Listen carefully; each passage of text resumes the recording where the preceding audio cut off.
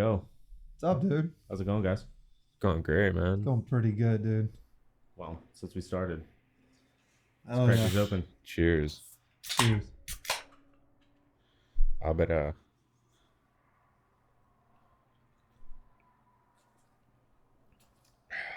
Lagunitas, sponsor me.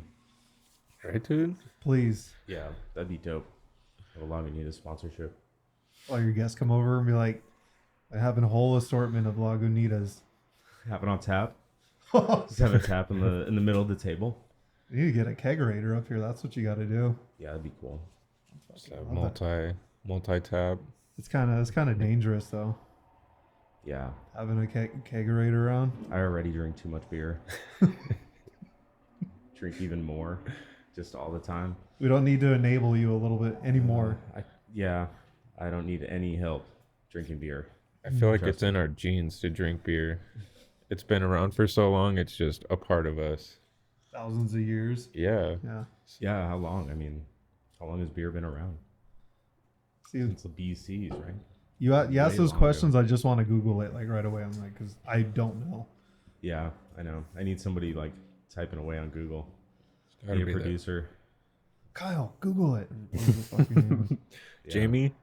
Jimmy? Jamie? Jamie, yeah, Jamie. Look that up, Jamie. Yeah, I don't have a Jamie. Maybe Soon. down the road. Soon. Soon. I gotta make money first. You start churning out. You pay him in Lagunitas beer, dude. Oh yeah, You're like, hey, got a 12-pack with your name on it. Come down. that'd be perfect. It would be. You get people volunteering. Do a segment by Lagunitas. And today's video is sponsored by Lagunitas. Yeah. I brought some of these to the show last night. Last night? Yeah. What show was last night? The Was that last night? Was that the show last night? Did I lose track of time? no, it was Saturday, Saturday. right? Yeah. Yeah, it wasn't last night. It was the night Yeah. before. Oh, I'm no, losing my track bad. of time. I fucking lose I track was like, of time. dude, it's I Monday. lost all of Sunday. That's right. It was St. Patrick's Day. I didn't know it was St. Patrick's Day till like 8 o'clock last Yeah. night. Didn't even drink and you forgot. I didn't. I think I had a couple of golden monkeys last night. Oh, man. You ever have that? No, what is that? So it's by Victory Brewing. Yeah. Do you have like a Total Wine or something, Bevmo around here? It's the only place I can find it. I don't know. It's I don't know. If you I'd ever have get to a look it up. chance, just like look it up on maps, like Total Wine, and dude, it's every alcohol you can think of. There's a really crazy liquor store that's just south of here. It's got like a whole bunch of craft beers. Like They that's might their have it. whole, Their whole market is on craft beers. You Oh. know, they have like the $9 cans. You know, Oh, that yeah. kind of shit. yeah. Yeah, they are. It looks like just a shitty little liquor store, but They might have a it. bunch of shit. It's a Belgium Tripel, and it's super refreshing. It's a 9.5% beer too. Nice. Really Yeah. good. And then it's the other one that they make too is the Sour Monkey. Yeah, Excuse me. It's a sour ale, 9.5% too. Both really fucking good. I don't usually like sours very much. I don't know, man. I That's like tried it. super bitter stuff. Oh, okay. You might like. I mean, even the Golden Monkey is pretty. Yeah. It's like kind of refreshing when you drink it when it's really cold. It's They have an IPA too. Do they? Oh, I haven't What tried is it? Brotherly Love IPA. Yeah, they have a variety pack with like all these different types that they have, but they're all Nice. good. They're all I'll have really to try good. it out. Yeah, Golden Monkey. but yeah, Golden Sick. Monkey Where's is it the one. from? I don't fucking know, man. I wish I knew. Wherever Victory Brewer is. Who is it? Will? Our buddy Will? Yeah, he put us Two on it. things we haven't looked up. Let's see. When Golden was- Monkey Brewing. No, that's Victory Brewing. Victory Yeah, Brewing. yeah. Where is Victory? Yeah, anybody who likes to try good beer. It's And- a quadrupel. So Is it? isn't it a No, it's a quadrupel? tripel. Oh, okay. Yeah, it's a I tripel. thought it was a quadrupel. But yeah, anybody listening, I Pennsylvania? would recommend it. Yeah. They're from Pennsylvania. They know their Pennsylvania, shit. They know Pretty what the far fuck away. they're doing over there, dude. Yeah, they've been around a while. They might not have much, but they got beer. They might not have much. It's like one of the original 13 colonies. It is, isn't it? That's when it was invented. Imagine like every state had their major contribution. What would Arizona's be? Rocks. Rocks, Rocks. salt. No, you're the 5 C's, dude. What's that? You never learned those in school? It's like cattle, copper, citrus, climate, and I forget the, Oh, I don't. I know the remember 4 that. G's. I don't know the 5 C's. the 4 G's. Yeah. What's the 4 G's? It's like an inside joke something my dad's always saying. No. He's always like, God, gold, guns, and guts. He's like, strike God is- hard. God is always first. God is first. Always. All right. Crazy ass OG. Sounds legit. Yeah, the 4 Sounds like G's. it'll take you pretty far. I mean, gold. Depending on your Guns. situation, yeah. You got to have guts, you know? You'd have like 3 out of 4. It'd be good. Oh, I mean, take your pick. You switch Yeah. them out. I think that's You what have he all, says. If you have Yeah. all 4, you're solid. Yeah, exactly. You got the armor on. You got the full set piece. When you wear the full set, you get extra perks. You get Yeah, the all. And then you glow when you have all of them. You got the aura. The all-knowing perk. It's like Diablo 2. You know, when you get a full set. You ever play that Fucking game? glows. I played Diablo 3 more than 2. Oh, I played 2 a little bit, but when 2's 3 came out, I played the hell out of that game. Isn't it funny how there were more people playing Diablo 3 than Diablo 4 right now? And like even Diablo 2 has more players. Yeah, than because Diablo Diablo 4 like sucks, dude. Fuck. It's not that good. Number 3 No. is way better. Oh man, that's It's hard just- to say, it's but just yeah, more fun. I don't Yeah. know. It's Oh, like more dude. playable. You can Diablo just 2 keep is playing where it. it's It's still at. I still have the second one on my Xbox because they remastered it, so I could play it on my Xbox now. I still have it because it's fun. But the new one, Diablo 4, I never finished the story because like towards the end, I just kind of lost it. I'm like, man, I missed the old like feel of it, but the new story it just didn't really pull me in as much as it Yeah. did. Well, I don't know how Yeah. they went from what they had, and then they said that Diablo 4 is going to be super immersive, cooperative gameplay, but you can't make lobbies. There's no lobbies. You can't make personal lobbies. There's no. It kind of just throws random people into the game, but it's all strangers, so you kind of feel like you're playing alone, and it sucks. That was like a big thing, It's just like Yeah, you couldn't like I don't party know up how you with made such a anyone. big game that made you feel like you were just playing alone. And That's kind of weird. I got bored of it really quick. I had super high hopes for it, but They just came out with a remake of the Battlefront games. It's not a remake. They just remastered it, kind I of. saw an advertisement of that. They just re-released the classic Battlefront and Battlefront 2. yeah. They're fucking awesome. I got it on Did Switch. you get them? I got Is- it on Switch so I can just play it handheld. Yeah. It's so much fun. Are you having Nice, troubles with it alright. or anything? No. I mean, the sensitivity is kind of weird, but it's just like an old game, Yeah. So like, it's not as snappy as like Call of Duty is, Yeah. It was made on Xbox 360, so Yeah. it's like, I don't know. Like, I guess I played Call of Duty on Xbox 360, but it was like way before that. It was like one Yeah. of the first games that came out, Like, Dude, that game brings like memories. yeah, that was Yeah. a cool one. Fighting on the what was it, the Tantu 4, the ship, the rebel Yeah, ship. yeah. And I love going to Tatooine with there was a third faction. There was you could choose either the rebellion fight, like the Galactic War, Yeah. or the Confederacy, where you fight the droids and all that. But the Tusken Raiders were always in the mix too, Oh yeah. and they'd always be fucking everything up too. That was always fun. The hero, the Yeah. hero showdown.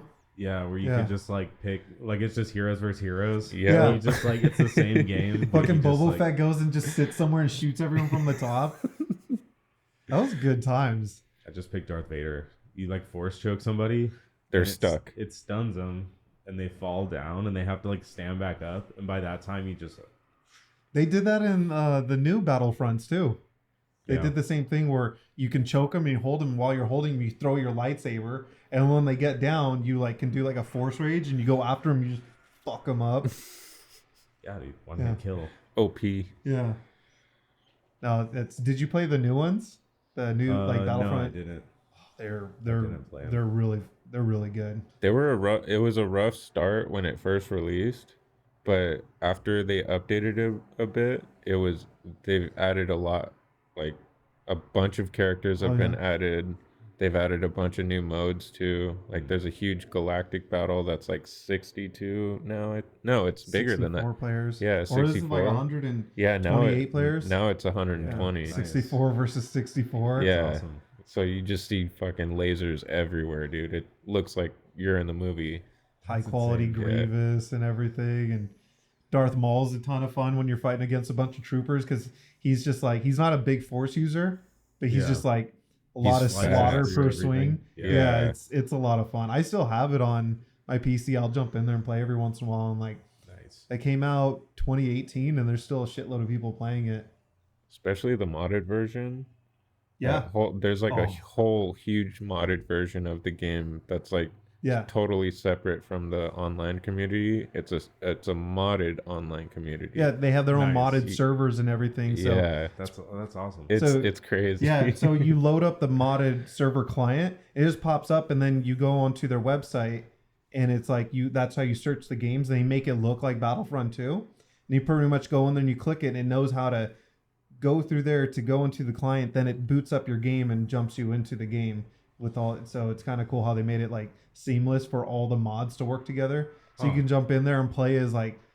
Do they have all sorts of cool characters? I mean, they added Mace Windu, Qui-Gon Jinn, Asajj Ventress. They added in Palpatine with his lightsaber. You know, because in the game you get old Palpatine where he doesn't. You know, he's just lightning. Lightning bolt. They added a bunch of characters from the Bad Batch, which is really cool. And it's cool because even though they're clone troopers, the perks and everything you give them, they're really strong against Jedi. So it kind of like makes the gameplay a lot more dynamic. You can play as Snoke. Oh, that's a lot of fun. He's pretty OP. Snoke. Just some random ass character. I had high hopes for him. Don't even get me started on the sequels. It could have been so much fucking better. I don't like to talk about Star Wars. I sound like an angry old man. Just the games. They fucking ruined it. Fucking Disney. You know what's funny? Actually, before I came over here, Connor, how do you say his last name? Phage? I don't think I've heard. Pause. Is that how you say his name? I don't know. That's how I say it. Yeah. I don't know if that's right. Well, he posted something about like, because I'll talk about Star Wars with him like in personal chat. Yeah. Like whenever something happens or when Ahsoka series was dropping, and like him and Mark like to talk Star Wars. Well, he put a thing. He's like, pretty much saying, hey, I want to start a group chat with. There's a lot of people who like Star Wars. Be somewhere we could just nerd out and talk about Star Wars. So he literally just opened up the chat today. So we've just been geeking out talking about Star Wars. I was like, hey, do you guys have an official gatekeeper in there yet?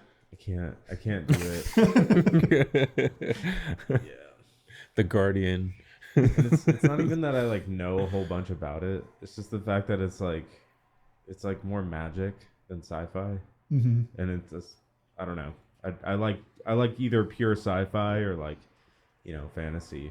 That one's kind of like a mix, and it's like pretending to be sci-fi, but yeah, because they don't really go into sense. like how the technology works. Not at all. You know, it's droids have personalities. Yeah, it's like how Why? the fuck? How? Yeah. How is that? Like you just put together a machine and then it just has a personality. Everyone's like, okay, yeah, they just like accept it. Like that's normal. I mean, if I could be like devil's advocate, like the droids are around, they're around like interactions from like people and aliens talking. Maybe they just like learn and they start acting like them. So they just accidentally make AI. Yeah, like accidentally. Like you just make a toaster and like it's like AI on accident. The toaster's like, are you eating again? You're like, all right, it's time for a memory wipe. Are you sure you want more? Just like feed me. Well, yeah, I mean, because the whole basis of Star Wars was like just what George Lucas wanted to tell a story about a young boy, and like kind of he like took a lot of like aspects from like other stories to make Luke Skywalker, and then it was ultimately to go towards kids and like have a hero. Then when you come out with all the other Star Wars movies and you're incorporating like all the other magic and the Force, and then it's kind of getting silly. But well, it was like originally written by George Lucas and then another guy. Yeah. I forgot his name. Everyone forgets his name because, like, Yeah. you know, he got kicked off the project. But he wanted to make it like a space opera, like more dark, more like a, Ooh. you know, terrible ending. Like Darth Vader was supposed to fucking win, and the galaxy was supposed to be fucked, you know. And George Lucas was like, "Yeah, we're not going to sell toys like that." Yeah. How are we gonna sell toys doing that? Yeah, he's like, "This is for kids, man." And he's like, "Really?" Yeah. Yeah, it's totally for kids. Well, it's kind of crazy. I just watched a couple of YouTube videos where they were talking about like the story of George Lucas and making the Star Wars movies and getting the money, and then him kind of going independent after that. And they were talking about how he had a lot of creative differences with the other writers and directors, and they were like kind of laying out some of the ideas that they had for, you know, Empire and Return of the Jedi, and those ideas were really fucking cool. And then George Lucas is like, no, like he made up Ewoks like on the fly, like what's Wookiee backwards? It's Ewok. What was it? The Moon of Endor was supposed to be a bunch of like Wookiees. They were supposed to like literally tear the stormtroopers apart. Yeah. Then he's like, yeah, no, that's too evil. Let's make these cute little fucking teddy bears. Man. And somehow they comically just like destroy the Empire, like smash the ATSTs. Yeah. With fucking logs. Fuck. Throwing rocks with string attached to them and dumbest shit. fucking scene in the whole series. And what sucks is like I really like that movie, but that whole battle scene on the Moon of Endor is just ridiculous. It should have been a battle on Kashyyyk. Yeah, it should have been the Battle of Kashyyyk with. Well, they did kind of make it up in Revenge of the Sith. Yeah, but We get all the pissed off Wookiees. it would have been a lot better if it was Wookiees instead of Ewoks. Yeah, they would have. It would have made like more ripping sense. Stormtroopers in half, you know, with their bare hands. Yeah, not little sticks with rocks at the end. Yeah, like if they had spears, that'd be cool too. Just stab the Stormtroopers. Well, yeah, because like, doesn't Han Solo make a joke about Chewie getting mad? Like, hey, you don't want to upset a Wookiee when they're playing that board game. Yeah, and he's like, yeah, well, they don't tend to rip your arms out of their sockets when they lose. Oh, we could have seen Chewbacca rip the dude's arm off. Or C-3PO. Oh my. Oh dear. I like how they just fail to mention everything that happened in episode 1, 2, and 3. Oh, the droids, they just let Luke do whatever. Yeah, don't even talk to him about the past. They were like with Anakin. They grew up with Anakin. They never tell him that. They never got built C-3PO. Well, like, never mentioned a thing. Never. Yeah, that kind of bothered me too. I was like, dude, there's all that there, but they don't even touch base on it.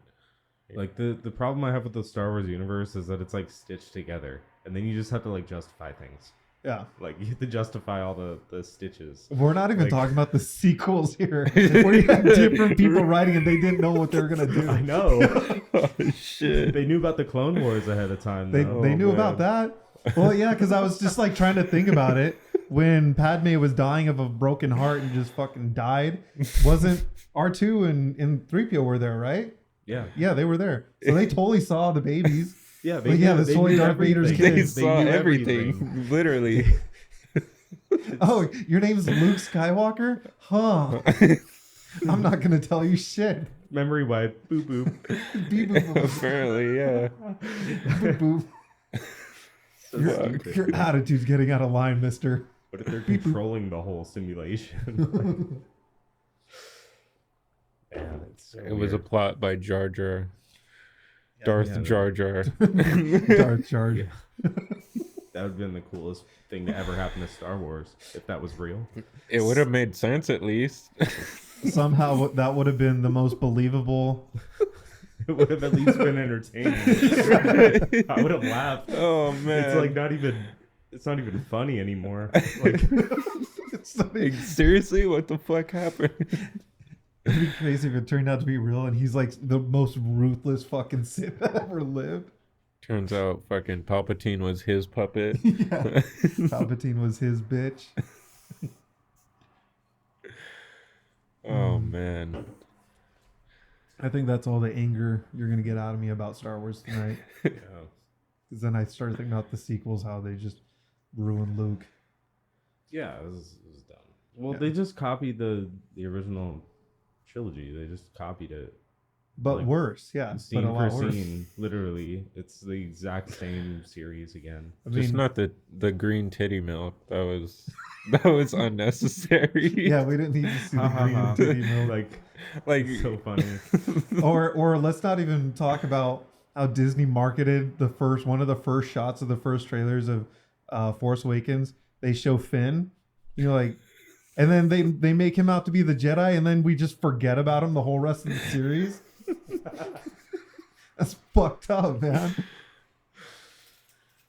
Poor Finn. He was one of the cooler characters. He's pretty cool. He's a good guy. He's solid. He's there for his friends. Kind of want to see what happens, He's like a... There was a story there. It could have been made. They were totally alluding to he was force sensitive, and then by the last movie, he just didn't do anything. He grew his hair out a little bit. That was kind of cool, Wasn't it because there was like controversy with him saying something? Oh yeah, he got upset about that exact. He was like, "Oh, they used me for the marketing," and then they just kind of forgot about me. That's kind of fucked up. Messed up, dude. You gotta love Disney though, right? Yeah, they made their. I think they just said recently that after, like, up until now, they've made $8 billion profit. After buying Disney and all that, they've made $8 billion profit. So yeah, thanks to Finn, he helped them sell more tickets. Push the agenda. I'm sure he helped them sell more tickets. Probably. It's like a black lead in Star Wars. Dude, that. I mean, he was a good actor. They should have ran with that instead of Ray just. Oh, hey, I know how to use the Force now. Ray was bad. That was so bad. Not even close to Luke Skywalker. Get the fuck out of here. When she just randomly learns to do a mind trick on that stormtrooper, like, you will let me out, my restraints. And yeah, you know how long it took Obi-Wan to figure that shit out? Like, yeah. He's like an old man. Got fucking gray beard and everything. Well, he did it in episode 2. I think that's the first time you see Obi-Wan do it. He's like, you want to buy some death sticks? Oh, yeah. You want to go home and rethink your life. That has to be one of the funniest scenes in Star Wars. You want to buy some death sticks? You want to go home and rethink your life. And he like flicks his little death stick. Go home and rethink your life. Yeah, I think that's the first time you see Obi-Wan do it. I think Obi-Wan's drinking a space beer too at that scene. It's probably water. He's drinking fucking straight edge. I don't know. Isn't he known for drinking? Like, is he? Canon? Yeah. I don't know. Oh, I don't know that much. I'm pretty sure he is. Yeah. Oh, especially after Order 66 and all his friends died. Everybody dies. He was just a hermit that lived out in the desert and just got hammered. Oh, okay. I can see that. Making that sure sense. Luke was fine. Right. He's like looking at Luke all hammered. He's still alive. He's still alive. He's doing good. That's my boy. Good job, kid. Maybe that's why he was sitting all the time, because he was hammered. All the scenes he's just walking slow. Hungover. It's like, I wonder what happened to the other one. You knew there was 2 kids. Yeah. No, he dropped her off on Alderaan on purpose. Yeah. And then he dropped Luke off on fucking Tatooine. Dropped him in the middle of the desert. You live as a princess. Good luck, kid. You're a farmer in That's a desert, right. Dude. Yeah. Good luck in the desert, be a water kid. farmer. Yeah, you're a moisture farmer. And you're gonna live in a hole. Yeah. In the desert. A moisture farm. I forgot about that. That's what it was. Be the water farmer. Yeah. Looks like we got a couple drops today. Oh man. Hell yeah. I got you to talk more shit about Star Wars. You got. I'm telling you, man. Dude. I was hoping. There's so much there, dude. What about that Nintendo Star Wars game, the flying one, Rogue Squadron? Dude, that was fun. That was a fucking great game. They need to remake something like that again. There was a couple of Starfighter games that came out on. There was one on Xbox. The more recent one, dude, that game is hard. Like I tried picking it up. Yeah, dude, Squadrons, yeah, I beat that. Yeah, that game online though. Some of those people are fucking like ridiculous. Have you tried it yet? No. It's really cool because it's first person, so you're actually in the cockpit, and like all the little screens and stuff that you see inside TIE fighters and X-wings and all this, they actually make use of them. It's and you interactive. Yeah. And what's really cool is there's three main power sources. One's for your shields, one's for your firepower, one's for boosters. Yeah. So depending on how you tweak that, depending on who you're fighting or whatever, you might need more shields and less power. So you only have so much power to divvy up between the three. Oh, that sounds familiar. I think I've seen videos of it or something. Yeah. Or maybe I've seen games that are similar, but that's kind of a cool concept. You can allocate where you want your power to go to. Yeah.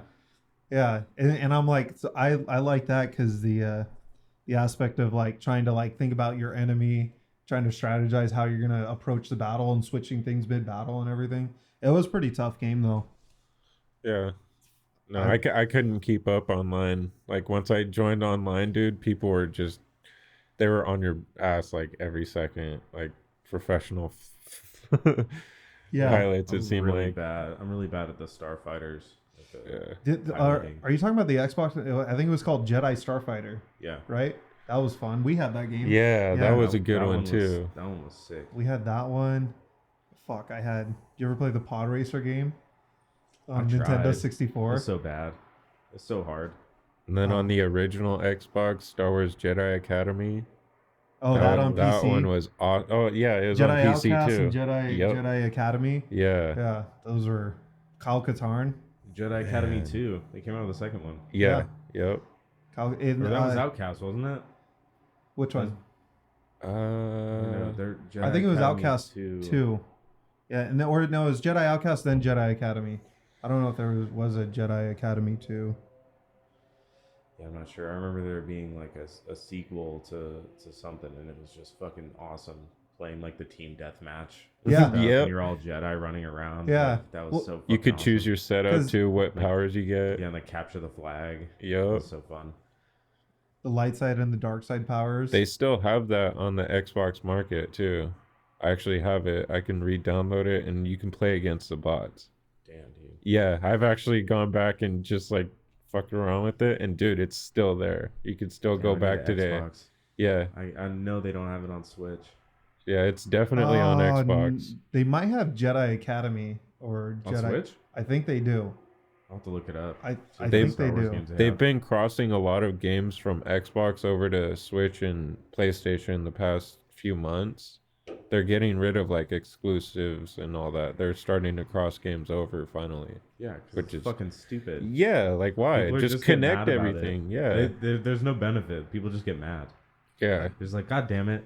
It's kind of the simplest point. There's no benefit to it. Like, there was a benefit at one point. They're like, oh, they'll buy Xbox more often but now it's like, it's stupid. Yeah, people are either dedicated one way or the other, or they have both. Or they'll just choose a game that's crossplay. Yeah. Yeah, who's missing out? The only person missing out is the developer. Yeah, the person who made the seller, producer, like, whatever. What rule is stopping me from selling to PlayStation players or vice versa?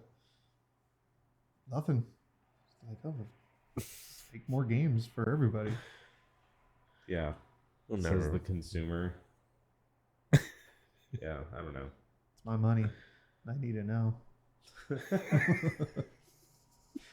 Fuck Microsoft. That's all I gotta say. Oh yeah, you're an Apple guy. Forgot. I don't like any of them. Any big. I just have to use them, dude. He's like, I hate machines. That's funny because your line of work. Yeah, all I deal with is high tech equipment. That's why you hate. That's why you hate it. Fucking Skynet's gonna be coming, man. all I do at work is install it, dude. I just hang up TVs and I like install equipment in racks and plug in the wires. Like, my job isn't to make it, like, program it and get it to function exactly how the client. You don't have to do I don't that. do that. That sounds That's like a the headache. programmers. They come in after I install. You just hook it up, I hook it up, make sure it has power, and then sometimes I'll hang out for the day that they're there. I'll get sent back just for support. Sometimes they say like, "Oh, move this," or "Go make sure that's plugged in," or whatever. Did they ever yell at you? Like, goddamn installers. Fucking guy wired this shit up wrong. You're like, oh. No, we yell at each other. Oh, yeah. The installers just talk shit about each other's work. A couple people are worse than others. You know, that's how it always goes. Oh, yeah. But oh, yeah. we always talk shit about the people that are lacking in skill. Oh yeah. And just fucking, damn it, dude. They just try to reinvent the wheel every day. I'm like, motherfucker. I hate working with that dude. This fucking new guy just came in and what is this? He's not even new. Oh. He's not even new, dude. Oh, that's He's been there like over a year, dude. He has experience and he just sucks. Like, it's annoying, but whatever. There's always that guy, man. Learn, motherfucker. Yeah, have you tried smacking him upside the head? Sometimes that works. Or make it look like an accident. Feel bad. Like leave like, I don't know, a piece of device hooked up to a cable. So when he opens up the door, it just falls and smacks him in the head. I don't think he needs any help. Oh, like, shit. I think he's good. He makes his own problems. Oh, okay. Okay, that makes sense. Oh. Yeah, we were supposed to install speakers in like this, it was like a clubhouse for an apartment complex. Oh yeah. And it was like a fancy one, so it was like a nice construction company doing this. The GC was like really particular about everything, and they were putting like speakers in a hard lid ceiling, like the drywall ceilings. Oh yeah. So it wasn't tile or anything, and they just went off the plan and measured it out exactly from the wall to where the speaker set on the plan, and they cut a hole, and when they hit a stud in the ceiling, he chopped the stud out with tin snips and kept chopping the hole. He just literally was chopping studs out if he hit a stud. Oh, he did it like in 3 places, and one of them had a fire sprinkler attached to it, so now that was hanging down too. Like, oh no, dude, it's like that kind of shit. It's like, you know how expensive that mistake is. Like, oh yeah, he just fucked up really bad. But it's like, that's not like the only thing. Oh, and it's like, I don't know, man. How's he still there over a year? Like, holy shit.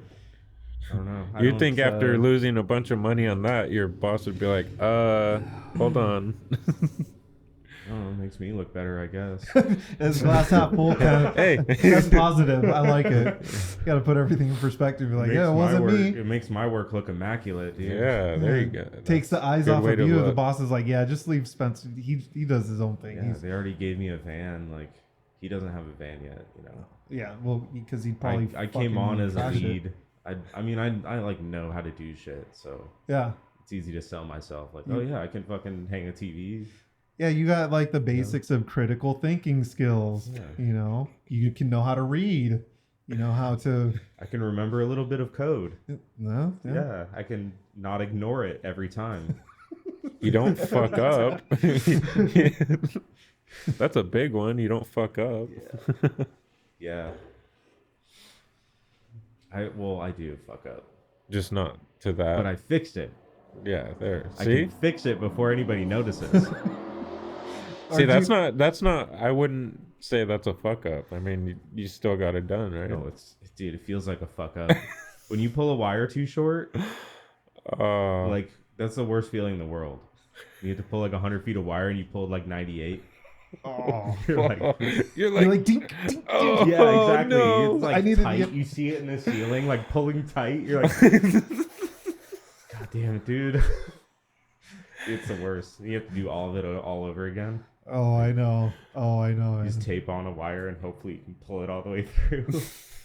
You're halfway pulling it and it snaps off. Yeah, shit like that, dude. Oh, that is the worst feeling, man. That's awful. The avalanche or the snowball effect when one thing just leads to the next. Yeah. That's how it was today for me. Like, yeah. Started with the trucks in the wrong bays. The system went down.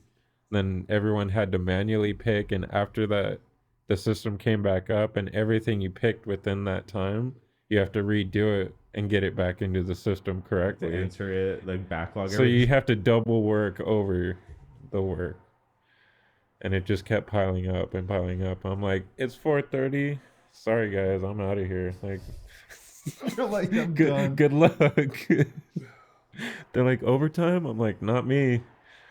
Good luck. You're here till 6:30. I got somewhere to be. Yeah. Yeah, I was like fucking racing the clock today at work. I was like, oh my god.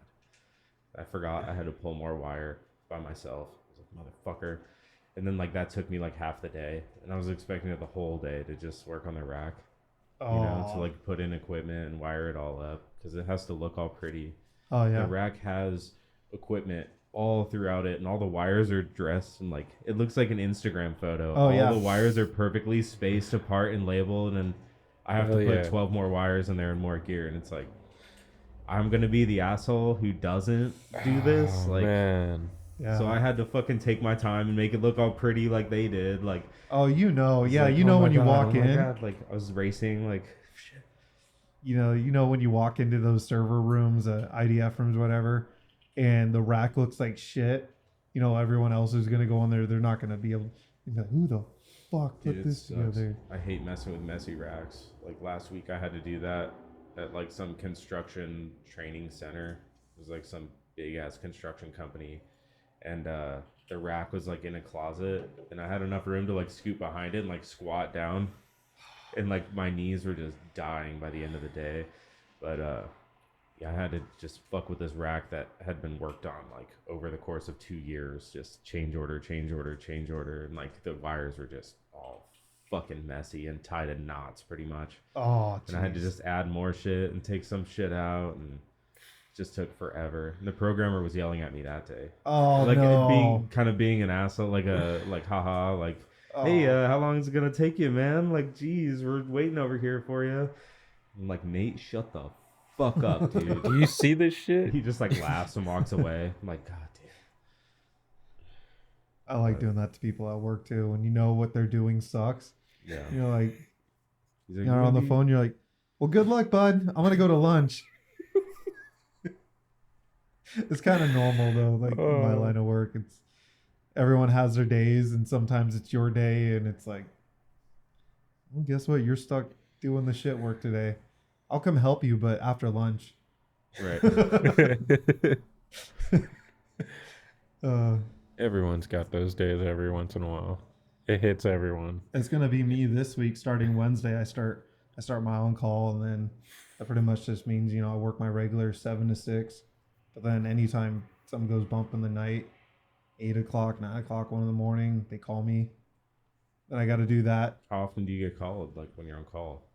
I mean, it really depends. Like I did on call about like a month ago, and we only got called one time throughout the whole week, which is really nice. So I got all my standby pay and everything. And I had worked that day, so when I went out, every hour that I was out, I was getting paid double time. Nice. So I was making like barely doing that. I think after taxes, it was like an extra $1,200. Yeah. So I was like, hell yeah. Went and bought a fucking new speaker. Hell yeah. Yeah. Sounds really good. You just don't have time to play it. Dude, that's kind of the truth. Like, just don't have time to use it. I was serious. Like when I said like I was been like super busy. Like I don't think I've seen Chris. He came to. We had a show. Our 2 shows. Yeah. He came out to that, and other than that, it's just been every work, so trying often to do the band months, stuff, yeah. and like today, I was like busy with the kids and everything. I was like, oh, the kids go to sleep. I haven't played guitar really in like the last like week and a half. I just haven't had time to sit there and jam or write, kind of get everything ready. And tonight I was like, oh hell yeah! And then Chris is like, oh yeah, you going? What time are you going? I was like, oh fuck, I forgot about that. So I mean, I'll play it later when I get home, but it's just like, I gotta. I know I'm getting old because my wife has been like telling me like, hey, you keep forgetting about shit. She's like, what works for me is you literally go on your phone. Like if I'm talking to somebody, I go on my phone. If I make plans, I need to go in there and like put it in my calendar and have it like remind me the day before and remind me the day of. It's helpful. It makes sense, right? But yeah. I didn't do it for this and I forgot about it. I gotta take a piss. Oh yeah, let's take a break. I think my cat's gonna try to jump through the window. Oh shit. All right, we're back. All right. So we were talking about you not playing guitar. Well, I playing appreciate you guitar. coming out though. I mean, making the time to come out. Shit. Oh yeah. You're trying to do so much on top of working and stuff. No, yeah. What I think you asked me when January. Yeah, I asked Yeah. you a while ago. Yeah, I was like, yeah, let's set time, and then I didn't put it in my phone. Yeah. And then sometimes I've been really bad about responding to messages. Like I don't know, maybe feeling overwhelmed, but my text messages have all these like messages I just haven't gone to. My messenger of people sending me stuff, and I just like have not been catching up on it. So I've been bad about it. But yeah, no, it's just been busy, and which kind of sucks, dude. Like I had an opportunity I got asked by a good friend of joining another band. Yeah. And they're a really fucking sick band, and I was like, oh, I don't know if they wanted like a full member to like help write and and play some of the old stuff. I'm like, well, the lead work is crazy and everything, and I'm like, I don't know. I was like, I'll take a stab at it, and I tried learning some of this stuff. I'm like, I'm gonna have to turn it down. I already know I don't have the time to dedicate to practicing to play like that. It's just like crazy guitar work. So I turned them down, unfortunately, but hopefully they find like a good like replacement, because they're super sick and they're gonna do big things. Big things. Yeah. But then I actually got asked by another group. They're like, yeah, we don't really need like a whole lot from you, but we just need like another guitar player for like one of the guys is getting like a job, and he might not be there for a whole lot of it. Yeah. So they want somebody like to fill in and kind of help out. And I was like, yeah, let's see how it goes. And then I kind of was like, wait, how much, do you need like commitment wise? Yeah. So I guess if it's not a whole lot of commitment, I might play a couple shows with them or something, just like kind of be another guitar player. So yeah, sure. We'll see how that goes. But that sounds cool. Just fill in. Yeah, it's just kind of like fill and get to play. I like playing live shows, and like Phage doesn't play a whole lot of live shows. Didn't Noah fill in at Phage? I think he's I mean, we haven't like I don't know, we haven't really talked about it, but he's kind of like, I guess he's a permanent member. That's what I was gonna ask too. Like, is he permanent? Because no, he's just gonna stick on with Phage. I think so. Like that's pretty cool. He's did I tell you about how he like approached me about trying to be in Phage? Like our first. So it was Sad Dad last year, and we were kind of put on the bill like last minute, kind of almost last minute, because there wasn't room at first, and then there was some changes in the lineup, and then they're like, hey, we need an opener, you guys. But we were still pretty new. We'd only played like 2 small shows at the Blues of all places. That little sure. fucking. It's like, so we're playing that little fucking bar, and then get to play at the Nile. I'm like, oh shit, this is gonna be cool. So they kind of took a chance on us, and so when we opened the show, we just had it in our heads like, all right, let's just practice the shit out of our set. There's a lot of other cool bands playing, so we were trying to make it a point to like, let's start the night off right. Let's make it like a hard act to follow. And so, which is cool, because I guess we kind of did that, at least from everybody who's like told us, like, yeah, we had a lot of fun. You guys were great. You guys said, and then we're doing Sad Dad again this year. And Tristan is like, hey, I want you guys back for next year, but you guys are not opening. He's like, you fucking aren't, you're going to be up higher in the list. I'm like, oh, cool. Yeah, I mean, you guys are like super fucking heavy. It's hard to have an opener like that. Yeah. But that's the way you guys played your set. Was you guys played a killer show. Like, Thank for you. your first time, like really up on a bigger stage, like you guys fun. put on a fucking show. And you guys even put a music video out too. Oh yeah. We got Ruben did the video work for that one. Yeah. It came out good, dude. So I guess like it was a testament to all that Noah had come up to us after our set, and I'd never met Noah before that, and like I've heard of the Ephemeral, I heard a little bit of them on Spotify, and I'm like, oh, these guys are fucking sick. And they were playing I think they were playing couple sets after us. Anyways, after our set, like I'm walking around talking to people, and he comes up and he goes, hey, what's up, man? I'm like, hey, how's it going? He's like, yeah, you guys don't have a bass player? I'm like, no, we don't. He's like, why not?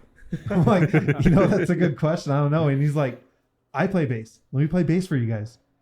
And I'm not kidding. That's how straightforward he was. He's like, yeah, you guys were sick. Let me play bass for you guys. I was like, cool. I didn't know he was a drummer of the Ephemeral when I met him. Yeah. I just thought he was just some dude. So I was like, all right, like let's talk, and let me add you on Facebook. And he's like, all right, like let's talk soon. I'm like, okay. Then later on when they got up there, I'm like, oh, that's fucking Noah's up there on the drum set. I was like, he wants to play bass. He's a drummer. Rhythm. I don't know. It makes sense though. Yeah, like if you think about it, they kind of work. And so, so some time passed, and then like talking with the Ephemeral dudes, like, yo, we got to play another show together. And we kind of just like, they're kind of like, hey, you guys are sick. You guys are like a genty kind of little proggy or whatever. You guys are kind of in the same vein as us. Let's stay homies. And we're like, okay, cool. And then I think he messaged me like way after, because we had that little stint with Johnny tried out for Phage, and then he couldn't commit to the band, so he was at like, he played like one show with us. Yeah. And then we were getting hit up by Fabio. He wanted to play, and he's a really good friend of mine. And so like I was talking with him, and then Noah at the same time was talking to him, and then I was talking to the guys in Phage. I'm like, hey, we got 2 pretty solid contenders who want to play bass for us, because Noah filled in for, was it Dead World, right? He played, I think so. And he fucking killed it at that set, and I'm like, oh, this guy can really play bass. He's really fucking good. So I kind of want him too. And then Fabio's showing me shit, and he's slapping on the bass, and he's writing some cool stuff. And I'm like, so we took it to the guys, and after like a whole lot of like talking everything, but Noah was definitely a lot more apprehensive. Like he was hitting me up like, hey, show me how to do this, and sent him some videos of how I played the songs. And he's like, all right, let me show up to the practice. Like, all right, he showed up and plugged in, and he just started playing along. But it was kind of cool because like he was just clicking in there, like in between songs or in between like certain parts, he would do fills, and he's doing this tapping shit and doing like bass chords and all kind, and he's finger picking everything, and he picked up on everything really quick. And so it was funny because he came to our first practice a week before our show with Gorod. Yeah. And he's like, all right, I think I could learn you guys' set and be ready for the show in a week. And I'm like, you sure? He's like, yeah.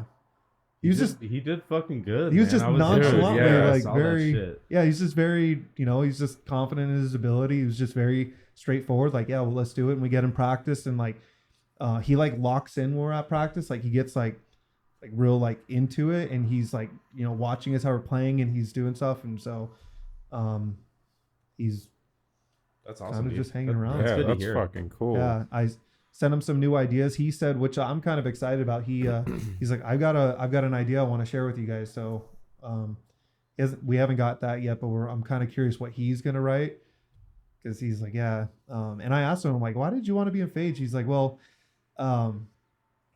so before he was in the Ephemeral, he saw them live, and he told me, he's like, yeah, when I saw them live, he's like, I knew I had to be in that band. I'm like, okay, cool. And then he's like, yeah, when I saw you guys play live, he's like, yeah, he's like, I saw you guys, and he's like, I need to be in this band. I'm like, all right, man. That's cool. I mean, so he's I think he's a really good fit. I think he's gonna stick around. So there's that. So just got to get around to more writing, Yeah, that's the hard part though, right? Yeah, it is, especially for our band, because I told you how we're like 95% of our work's remote, so a lot of things kind of get lost in trend. I mean, if you can do it, if you can make it work, but I mean, there's got to be some kind of process though, Yeah, I guess you could say we're still going through like growing pains, like learning how to do that and making sure that like everyone's on the same page, Yeah. So we're working through that right now. You need like a conductor. Yeah, we need somebody. I mean, normally I like to be that one who's like okay, let's do this, and like being kind of in charge, but I haven't really been doing that, And then we got like one of the other guys is trying to do it, but then so we're just trying to. I guess we're still trying to figure out our groove, because we all like our drummer's getting married next month, so like he's planning a wedding, so he's usually pretty busy, and like everyone's just got like stuff going on, so it's. He does hockey too, doesn't he? Oh yeah, he does hockey. Dude, he just played last night. He plays Sundays, so yeah. Who is it? Our drummer Jackson. Yeah. The slender man. The bird. He's like 6'7". The bird 6'5". mask. Oh yeah, the bird mask. Birds aren't real. Did you see him at our last show wearing the glasses, the little goofy glasses? Yeah, the baby glasses. We're thinking of like every show that he wears like some piece of like headgear, something goofy. Yeah, that's a good gimmick. But and then that on top of that, we're recording our album, a full length album with Ryan Johnson. nice. Yeah, so that's a lot yeah. of fun. That's a lot of fun. It's a slow process just because, he's got a family too, and so it kind of comes down to we're trying to do it where, we pick either like I'm off on Sundays, so we're trying to like pick like if there's a song that I'm primarily like I wrote and I'm like I know all the parts for recording, then I'll go there and record it. And then what Justin wrote, like he wrote like the song Ophidian. He pretty much wrote all that. So he's going over there to record that song, and I don't need to be there because Right. it just kind of makes it easier with everyone's schedule. But it's kind of cool because with the album, we're not doing like how we do like all of our live stuff. It's all digital on the Helix and everything. Yeah. We're using real tube amps, real everything. So nice. it's gonna be solid sound. Like we literally spent like a whole day with Ryan, like 8 hours I think one day, 6 to 8 hours, where he has all these like really nice high-end like amplifiers, tube amplifiers. Yeah, I've seen a picture of his desk. Oh yeah, of like the one that Kyler, the one that Kyler helped build. Yeah, he's still using. Well, he Ryan moved house, so now he's in a really nice house, but he's got a really big, much bigger recording space than last time. So he's actually got his amps and everything on the back wall, and it's pretty sick. I love being in the wall to wall of like equipment. But we tried out a bunch of amplifiers, and we kind of did like a blind test. So we kind of had like a controlled environment. Like we were like, okay, we're gonna set the speaker and the like one all the mics or two. Yeah, and so I think we did 5 or 6 amps, and then we recorded the same riff. And we did the blind test, and it came down to it. So we found the amp that we're gonna want to use, and then we did like 5 different 4x12 cabinets. We ended up using the new one that I just got, and we got really nerdy with it, like trying out different microphone configurations, different speakers, different placement, switching them. And like we're sitting there and we're like, all right, this is the fucking tone. Yeah, man, you can do a lot of crazy shit with that kind of stuff. Like there's so many variables. We tried I forget what the method's called, but where you angle them at 45-degree angle, so you're catching different responses off the same speaker. I think it's called Fredman. It's like a Fredman, but we tried that. We tried all kinds of things. Then after we got the amp, and then we got the speaker, and then we did a shootout with the guitars. Which guitar are we gonna use? And then after that, we're like, all right, now we've got that. Which pedals are we going to use? You know, so it's been a lot of fun. So now we've got our tone down, and we had really good progress with like we went one day and we knocked out an entire song, recording rhythms, and then so I think we're just doing like we'll try to knock out one song in one day, and then for guitars and try to get all the rhythm portions down. And then get bass in there, and then we'll go back and do all the lead work after that. So it's a slow process, but we're hoping that, I don't know, I guess we don't really have a strict time frame when we're trying to get it done by, but we're trying to get it done, Yeah, I mean, so as long as it sounds good. Should be. Yeah, right? Ryan's got a really good ear. So Yeah. he's got. Yeah, I've heard the stuff he comes out with. Yeah. I've heard this stuff he's put his hands on. It sounds fucking like super clean. Yeah. I like it. Yeah. He's. Especially like when you're playing, he'll hear shit where you're like, he's like, you got like the tail end of that, just clean it up just a little bit, or you got this weird fucking sound in there. I'm like, all right. And so he's really good at like picking that out to get that clean sound. So I can hear that stuff, but I don't know enough like about playing guitar to like, I'm not confident to tell a guitar player like, hey, you need to do this. Yeah. It's like, I don't fucking play guitar. I don't even know what to call it. Well, he'll bust out like pieces of foam. He's like, all right, which strings are you using? We'll mute these ones. We'll do like active muting where like there's been like times we're playing something and like in between playing a part, he'll go and literally manually mute a string with his finger. He'll like go and like touch it. Like when you're playing to just kind of try to keep the signal as clean as possible. You know? That's crazy. Yeah, so that awesome. is pretty crazy. It's kind of a tedious process, but like when you sit there and then after you're hearing it with like our drum track and then the guitars, the rhythms, you're like, that sounds fucking sick. Like, so I'm excited. It should be, I think it's like an 8 or 9 song album. Damn, dude, hell yeah. How far are you?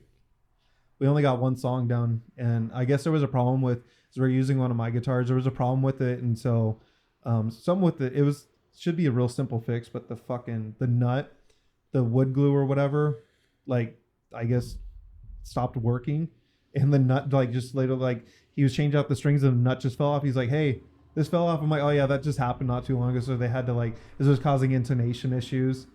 So we kind of lost a day with that, unfortunately. But I think next week he's going, or this weekend he's going. Hopefully he can knock out that song, and we could keep on like every week. We can knock out a song, and then get bass in there. So it should be moving along pretty well. But there's like 2 or 3 songs, actually like 4 songs that are going to be on the album that we haven't. Oh, 2 songs that we haven't played live yet that I'm like really excited to play. Nice. It's like one of them it's called Dreadnought, and when I was writing, I just imagined like, I'm not gonna lie, like Star Wars, like a super Star Destroyer just coming in and just fuck up shit. So that was like my inspiration. So it's like heavy and fast, and Dreadnought. Like, there's a lot of cool fast riffage in there. There's like some cool like really quick breakdowns, like almost kind of like you ever listen to After the Burial? Yeah. They kind of have like a lot of those fast like breaks, like pop, pop, pop, pop, pop, So there's that, and then another song we have is called Otrera, but it's very ambient. There's a lot of big open spaces in there, and it's cool because now we got Noah in there, and I was trying to program bass for these parts, but there's some parts where the guitars are just kind of doing this ambient stuff, and then the drums and the bass are sitting there fucking jamming like boom, boom, boom, boom, like just doing. Hell so yeah. That's cool. There's some cool. I like that proggy bass kind of solo stuff. Yeah, that stuff sounds so sick. Oh yeah, and I mean having Noah coming from like the Ephemeral, who's like super. Yeah, they're super proggy. So we're lucky we get to get a little slice of that into our band to kind of build upon it. So yeah, I'm excited. Yeah, Noah's bass, like his bass skills are fucking really good, dude. Like, I just like how he sounds. Like yeah, just the bands in the Arizona scene in general, like coming up. There's some fucking crazy bands now. Yeah, there's like, a lot of talent out there right now. Yeah, I've been telling people at my work because I've been telling them, oh yeah, because they'll see my shirts and be like, yo, who is that? Like, what is that? I'm like, oh, I know this guy. Fucking look it up, Spotify. And I've showed people Phage, and they're like, dude, this is sick. Like, are they gonna come out with more music? I'm like, yeah, just wait. Like, give it time, I'll let you know. And I was like, if you want a sticker, like, let me know. And I gave them stickers. Oh, nice. Yeah. So I'll pass out stickers at work, and people are getting into it. So I'm like trying to promote and get more people into the scene, because it's like it's growing, dude. Like the past 2-3 years, like since COVID ended, it's like there is an awakening. Like everyone was like ready. Dude, you got to give all the bands credit though that are like putting on shows and everything. When you go, everyone's like pretty on top of it, having merch, but it's like they have a couple of shirt designs, they've got stickers, they've got pins, they've got fucking. We've tried to do it where we got like little Phage koozies, like the beer koozies, hats, trying to get all that because it's fun. Like you go and he bought a Day Tripper hat too. Yeah, I got a shirt and a hat. I was like, dude, I like hats. So my goal, like I even just posted it on Facebook. I want to get all the local bands that I've seen. I want to get all their merch, like as much as I can, like collect it basically. That's a cool idea. Like later on in the future, someone's gonna be like, yeah, that's a cool shirt, probably, because I'm sure it's gonna happen. They're gonna ask about it and be like, yo, this is local. Like, you don't know who they are. Like, check it out. Like, look it up, man. Well, I mean, Joffer Cowboy came from out of here. Like, see, I didn't know that. There's been a handful of like popular bands have come out of Arizona. I know the Chainsmokers are from out here. Oh yeah? Yeah, they're in Arizona. Finger Fruit Punch. Oh fucking! That makes sense. I didn't know that either. God, Gold, Guns, and Guts, right? One of them is. Yeah. I don't know. If it's all of them, but. Well, I mean, you think about like all these bands, like they're putting in work. There's a lot of talent. Like, I don't see any reason why none of them could like blow up or like start touring and everything and just get popular. Look at Saint Breaker. They've gone on some pretty big tours. Thraw's dude. picking up too, dude. I haven't seen them, but I want to see this show coming up. Yeah. With Eternal? Yeah. Oh, fuck. That's going to be an awesome show. Eternal, I want to see as well. So I'm going to push for that. Eternal is fucking heavy. I love Eternal. It sounds good. It reminds me of the old Argonaut days. Okay. Just fucking raw as hell. Well, I know is Emilio's band. Yeah. And I hadn't, like, I knew he had a band, but I never listened to it. And I was talking with him. We were kicking back having beers. I was wearing a Death t-shirt. That's a sick shirt. Oh, yeah, thanks, man. And then he's like, we started talking about Death, and he's like, yeah, somehow we started talking about his band. He's like, yeah, I made Eternal because I love Death so much. I'm pretty much just fanboying over Death. So I'm like, no shit. And I started jamming him, and I'm like, yeah, this is like Scream Bloody Gore days. Like, and it's like sick. They are fucking badass, man. So like, there's no reason why them and like any of these bands like can like blow up and get popular. And like, yo, they're a home team, you know. I got some of their OG merch and everything, you know. Yeah, absolutely, dude. Today I was listening to Day Tripper. I just went on YouTube while I was at work. They already have like almost 4,000 views on their new album. Yeah. It's only been 6 days. Much deserved, dude. That show, like every time they put on a show, I love the commitment that they put. Dude, if they go all out, dude, it's so fucking good. That's what makes the show. That's what makes it like entertaining. It's like a ceremony. They do the whole thing, man. Dude, he busts out the marijuana con and he's talking like a robot. And shit. And, the violin. Yeah, the violin sick, solo. The smoke. It's just the whole vibe, and it's like this is what I think. This is like what a show is about. People go to. It's an escape from all your realities and everything, and you're going, and then when you're there realizing what you're watching, you're like, part of you is like, oh, this is silly, but then when you like invest and you get into it, you're like, this is fucking cool. It's like watching an anime. You know? You're like, this is really dumb, but you're like watching an intense scene, you're like, yeah. Yeah. You know, he breaks out the book, everybody's just like, what's he gonna say? Well, it was cool when we bought the shirt, they were handing out scrolls with it. Yep. I lost my scroll, dude.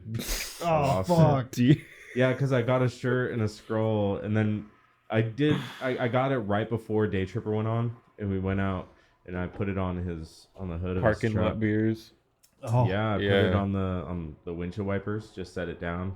We were just chilling, and then we just walked back inside. I forgot him. And like right in the middle of this set, I remember like, oh shit, I left him on the truck. Like, I'm gonna be the first one out of here.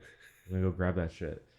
And when I got out there, he was gone. Like, his truck was gone. I was the first one out of the fucking building. Because we left already. Yeah, he drove away. Yeah. Oh, I thought it was like you know that fuck. Everyone's gonna know what I'm talking about. That goes to the Nile. That guy who rides his bike around the parking lot. Yeah, the guy who rides his bike. Yeah, he probably just fucking took it. Yeah, I was thinking that. I was like, oh no. Like, I was looking around the parking lot and stuff, and I was trying to call him. He didn't answer. So like, I was driving when he called, but what happened, I left already. When I pulled out, you know the subway right there? When you turn, I took that turn onto that main road, and it fucking rolled across my windshield, like clean across. I'm like, whoa, it freaked me out. I was like, what the fuck is that? So I like pulled over it, like it stopped at the very like edge of the hood.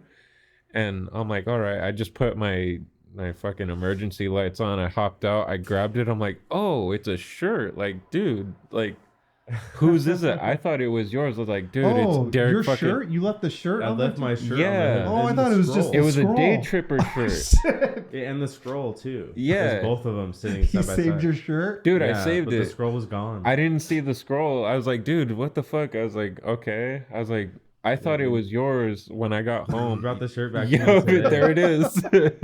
Yeah, man. I didn't even unwrap it yet. That's funny. Yeah, it's a man. pretty sick shirt though, dude. I like the art. The artwork on all of them. The art's fucking sweet, man. I like that it's like the amp is like the obelisk in like Space Odyssey. It's like a monument. Yeah. It's pretty sweet. Yeah, it was funny though. I freaked out. Yeah. I thought it was his. I was gonna call him. But while I was on the freeway, you were calling me. I was like, fuck, I can't answer. Like, I'm driving. Like, I was kind of freaking out. I'm like, I all figured right. You were driving. I was like, yeah. fuck. But as soon as I got home, I called him back. I'm like, hey, man, what's up? I was like, is this your shirt? He's like, yeah, my shirt. I left it on your truck. I'm like, oh, yeah, I got it. Don't worry. Like, I'll bring it by. Yes. No worries. Yeah, I was like panicking. It's like, no, my shirt. My day tripper shirt. I don't want to buy another one. I'd buy another one. Fuck it. Yeah, they deserve it. Yeah, those Eric is so cool. Those fucking those Emperor. Those guys. What are they using? Emperor cabs with the orange. They're both using full stacks. Yeah, yeah. It was so loud, and the bass was so loud, dude. You could feel it. Just... Oh, I felt it. Yeah, just. You know what? I was standing next to Alex Brady, and we're like listening to a band. And I was like looking over, and he looks at me, and he goes in my ear. He's like, "The bass is so fucking loud." I'm like, "Yeah, I know. It's rattling my." And then he starts laughing. He's like, "Me too." It's true. That's when you know it hits. It sounded good though. It was just loud, like you could just feel it. Yeah, absolutely. That's Doom though. Oh yeah, that's Doom. If I'm totally honest, I was at home. I was jamming a little bit yesterday, and I made a Doom patch, and I was jamming some like fucking like Doom riffs and with a lot of fuzz and everything. I'm like, this is because of you, Day Tripper. Eric is inspiring everybody. Yeah, dude. I was like doing all this like cool stuff, but like I was like, this is just fun to just chug. 2024 is the year of Doom. It's coming back. It's true, maybe I'll make time to make a Doom metal band. Dude, let's do it. I'll play guitar. And I could do vocals. I could do it, man. The trick I was doing is I was adding in an octave in there and like mixing it like 35%. When you play it with the guitar, it sounds so cool.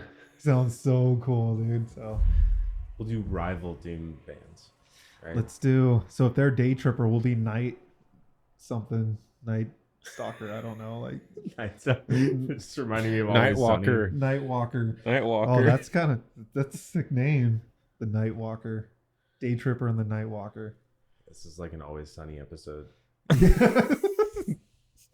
Which one's Charlie? Oh, Dayman. Oh, it's like one of the like craziest episodes.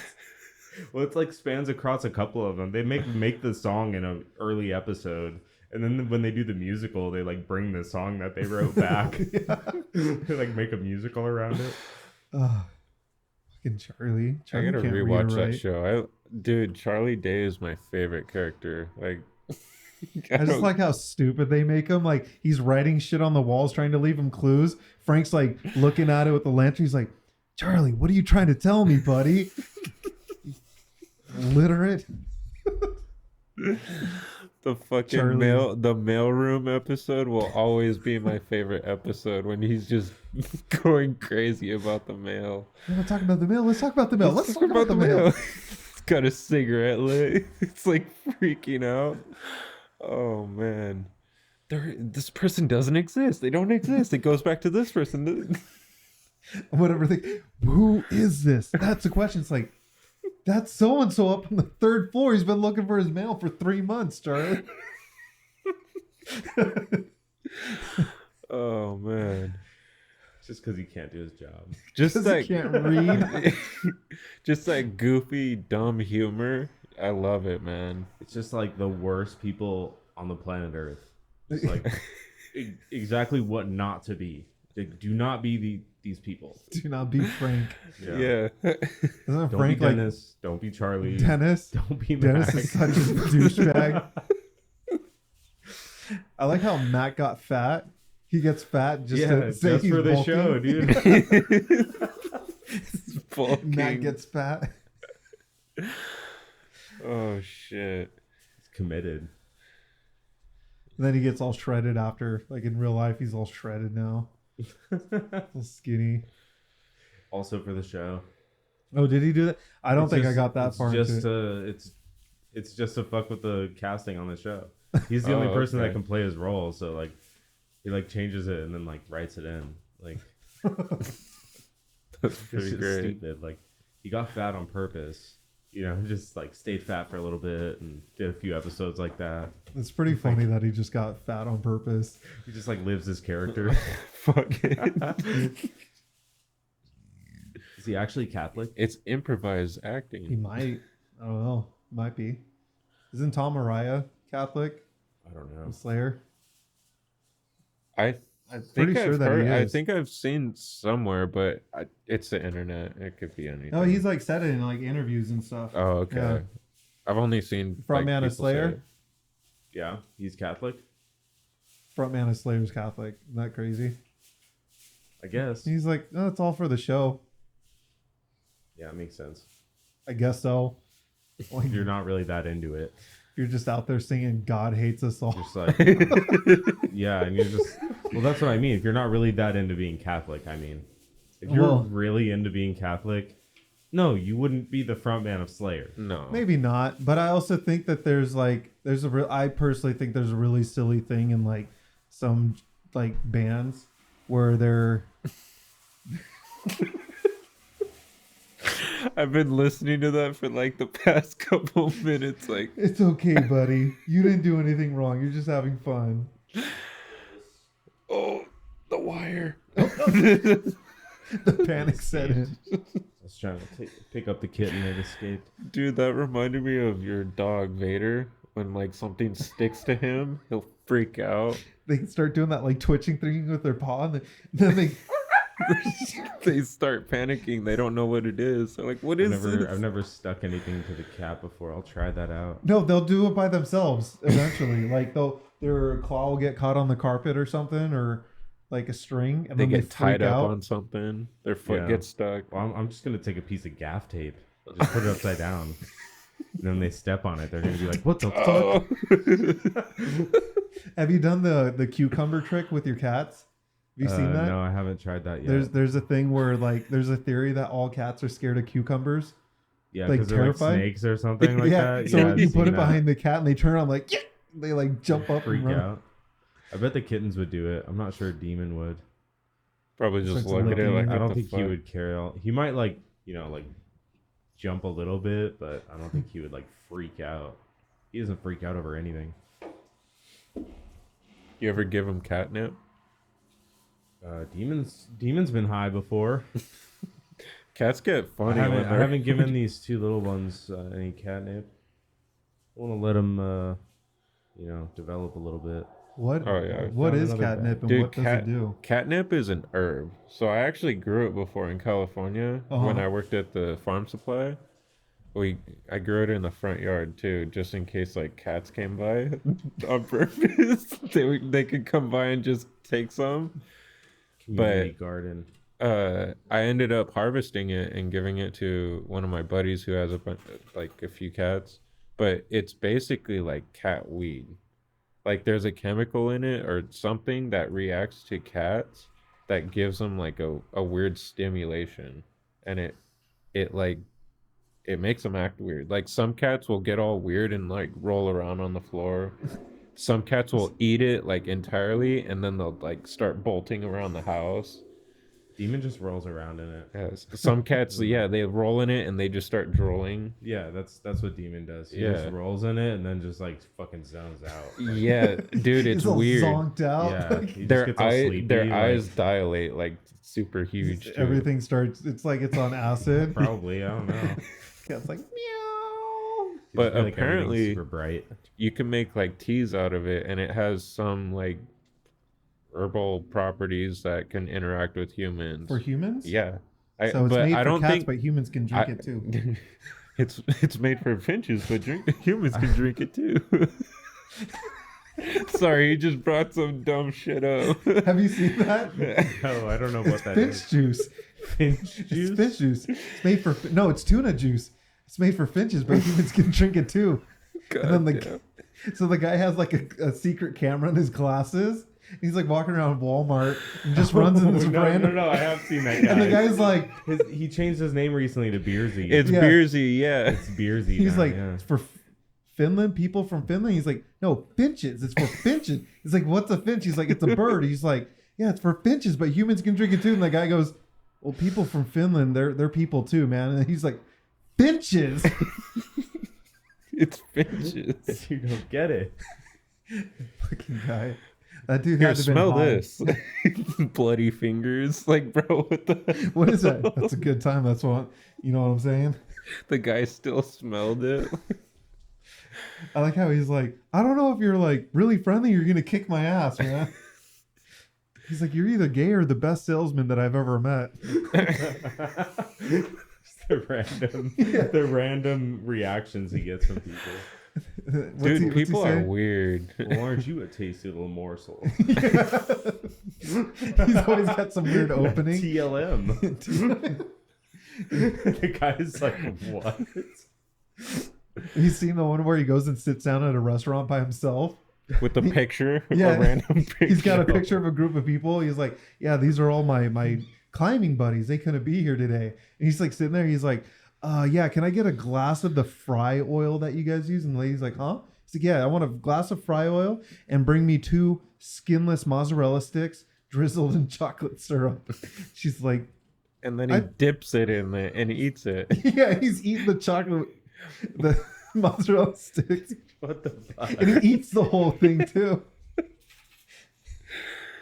Oh, man. What's his name? Brenna. Brenna. Yeah, Brenna. Brenna. Something Brenna, but for Beersy. That But guy's he hilarious. just does just like off the wall public stunts, pretty much. He's a menace. Social stunts. He's a menace to society. What's he in a? He's in an Applebee's, and there's like just this couple having lunch at like 1:00 in the afternoon, and he goes and he's like, "Yeah, get them each a shot of whiskey, A double double shot of scotch on me." He's like, "Are you sure?" He's like, "Yeah." Yeah. Just buying random people alcohol. Just fucking the double middle of the bourbon, day. dude. At 12:00 in the afternoon, they're having brunch. What the fuck is this? Oh, it's double bourbon. What? Okay. It's 11:00 in the morning, sir. It's hilarious.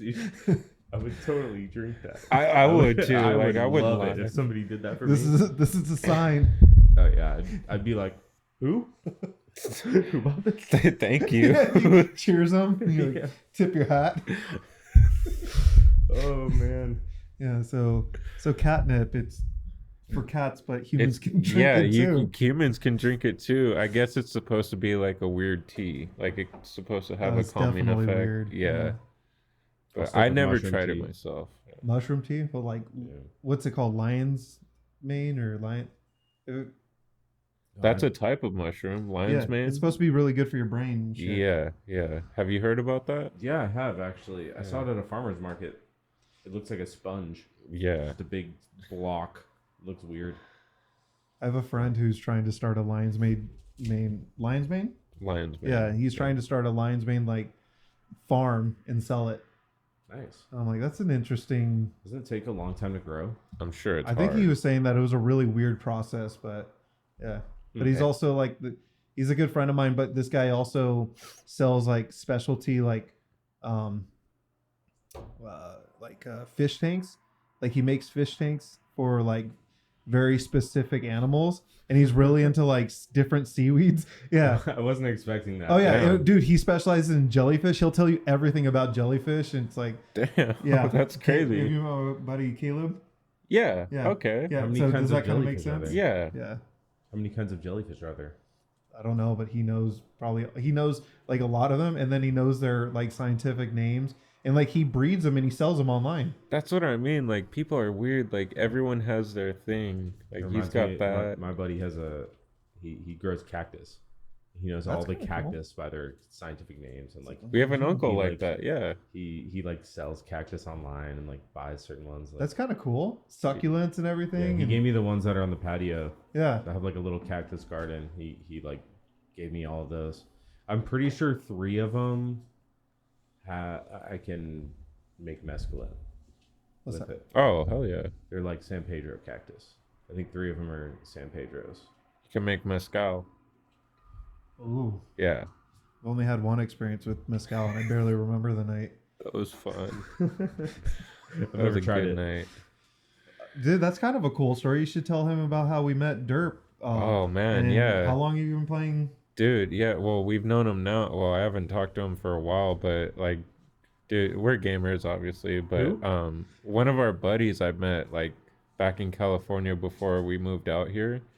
Uh, his gamer tag was like Derp or Derpster, and I played the game with him for so long, like 10, 12 years just about, and then finally he's like, yo dude, like I'm gonna take a trip out there, like let's meet up finally. I was like, dude, fuck yeah, like let's meet up, let's party, let's get a we ended up getting an Airbnb for a weekend and all having like a get together there for the weekend. Derek was there, one of my other buddies from California came down.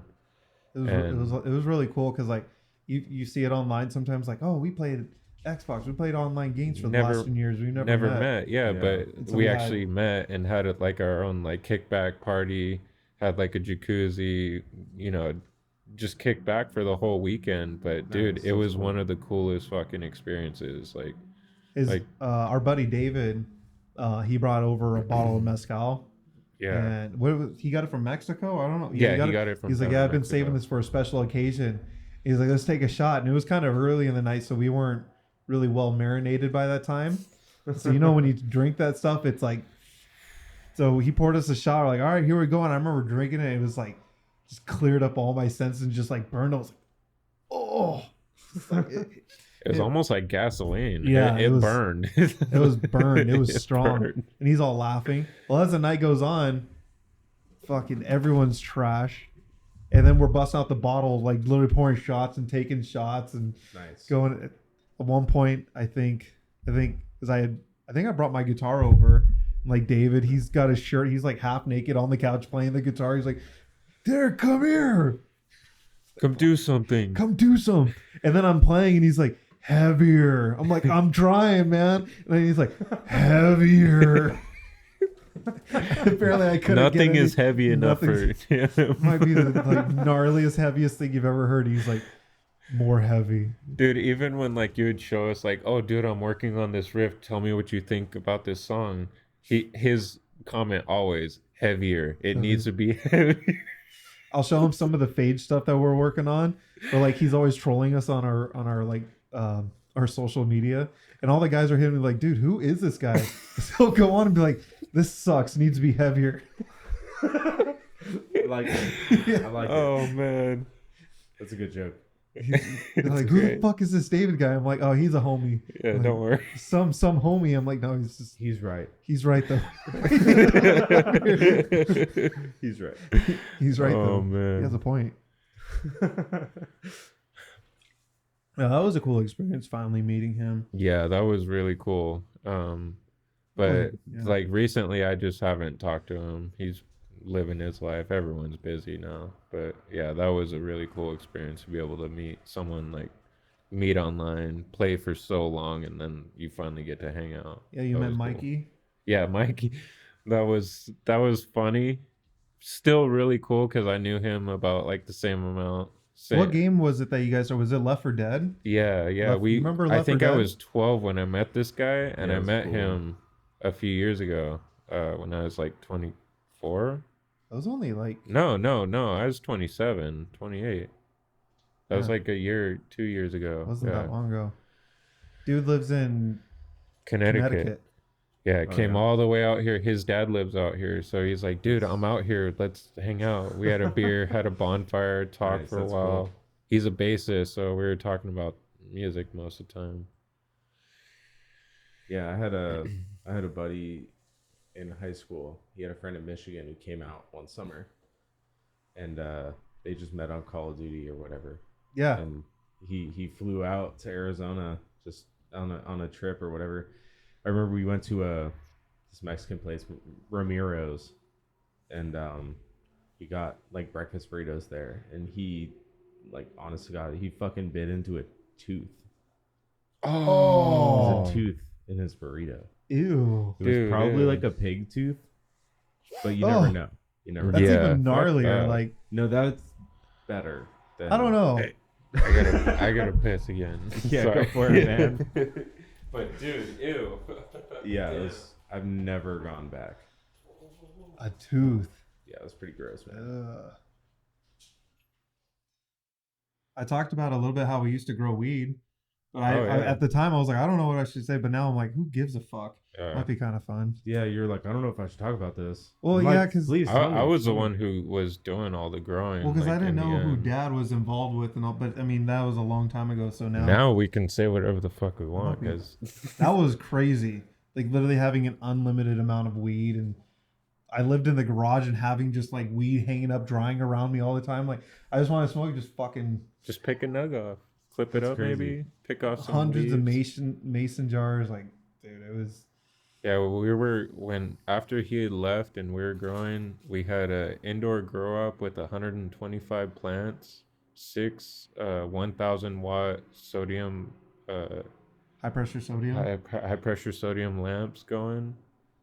Outdoor we had a 16 by 20 foot greenhouse going with 4 rows of 10 plants on each row, so 40 adult sized plants going at the same time. Nice. And then we had an outdoor garden at the same time where I just had like, because I worked at a nursery at the time, and that's where I learned like how to grow like anything basically, and got all my products for growing. So anytime I had a question, I'd just ask the guys there. They'd be like, try this out. But sometimes they would have a whole clone. They're like, hey, this is dying, do you want to take it from me? I'm like, sure, like give it to me, I'll take it. I would take a tire, fill up a tire with like a specific blend of soil, and then I'd just experiment on it, like feed it different things, you know. Remember the master Kush plant that you grew inside the tire? No, that was a Girl Scout cookie. Was it? And it like only grew like this tall? It only got about closer. Oh, sorry. But it was only about maybe 3 feet tall, but the arms on it, like the branches were like little arms. It was like flexing on you when you went out there. Dude, we clipped that down. It was maybe 3 foot plant. It was like a pound itself, because I just let it sit there for like 4 or 5 months and just feeding it all these different things, you know, trying it out. Yeah. But growing, what I learned is like a trial and error.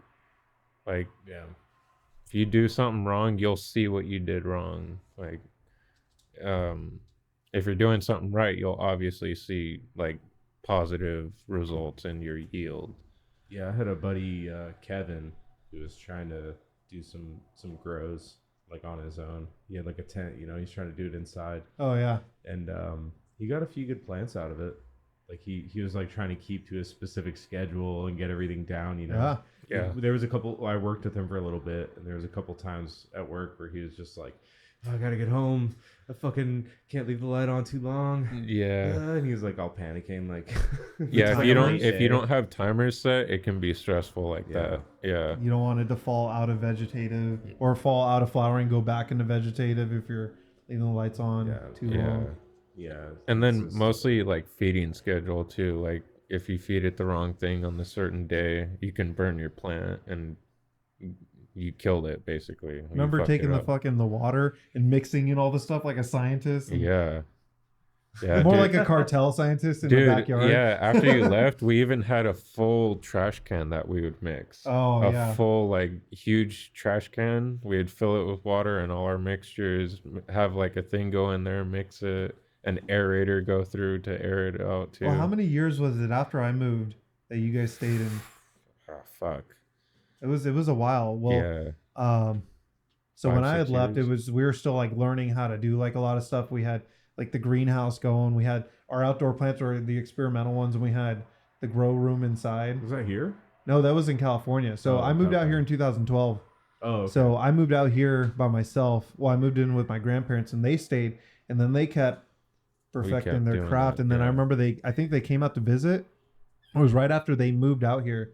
They came so many years after. And I remember Chris is like, we were hanging out Tonopah. In Tonopah. We were hanging out at a cousin's house way out there in fucking Tonopah, like 355th Avenue in like Indian School. So he's got like an acre of land. So we just go out there and you can do whatever you want. And he's like, hey, try this out. I'm like, all right. So I pull out a fucking big ass bag, like a gallon sized bag just full of weed. Like, hey, check this out. No, and he's just like, try it out. Tell me what you think. And I'm like, all right. So I'm taking it. I'm like, well, it looks nice. Like I thought they got it from the dispensary. And I hit. I'm like, damn, this is fucking nice. He's like, yeah, I grew this. I'm like, no shit. He's like, yeah, I grew all this. I'm like, dude, this is like 10 times better than when I left. I was like, that Yeah, was good and shit. one thing I learned too, which I try to tell people that like I know that grow, um, if you have like a mint plant or something that's growing somewhere and you're growing outdoors, or even if it's in a pot, you could grow your weed with that, and when you go to harvest and smoke, your weed will have that mint flavor. Hmm. And I've told a few people that, but like not everyone really picks it up. I'm like, dude, that's kind of like fucking you could have menthol weed basically. Dude, Like when you yeah. smoke and you exhale it, you get that fresh like spearmint flavor like feeling. Did you take it from that mint that was on the side of the So house? that's how I Yeah. found out that we had two plants specifically that went through it, and I'm like, how the fuck? The first time I was really confused, like, how? Well, why does it taste The like same that? soil? Yeah, That's it? yeah, and I guess it's because they're both an herb. Herbs can cross like genetics in a way. Only plants can cross like certain genetics if they're the same type of plant. Well, Cannabis is an herb. Tried to splice the root Dude, onto a weed plant. I don't know, but we That'd tried be to dig it sick. out and kill it, but it ended up growing back with our plant right there. And I was like, dude, I'm not gonna dig it out again. It'll kill our plant. So I just let it go. And then when we harvested it, I was like, this is so you grew it weird. alongside the mint? Is that what you're saying? Yeah, I Okay. tried to kill it beforehand, but it came back. But Hmm. then we did That's it kinda again sick. like later on, and the same effect happened. I'm like, dude, okay. I was like, I'm onto something. Try it out, dude. I don't think I've Yeah. heard of anybody else doing that. I tried to Menthol tell weed. someone else about it because he says he's involved with it. I'm like, dude, just try it. Like, I'm not fucking with you. Just try it. I promise you. And yeah, there's another What if thing. weed crosses with a lot of things? They I just mean, don't it's want an us to know. herb. Like, you never know. I'm sure that they haven't tested it. Like But, tomatoes. or like another herb, just like maybe chamomile, or what's another medicinal herb? Mix chamomile with an indica. So Yeah, like an uber relaxing. super relax, or like Just immediately pass out. Yeah. Like, It's smoke like this. dangerous, dude. Like driving. You want to go to sleep? Here, take the. They call this one Just day pass tripper. out.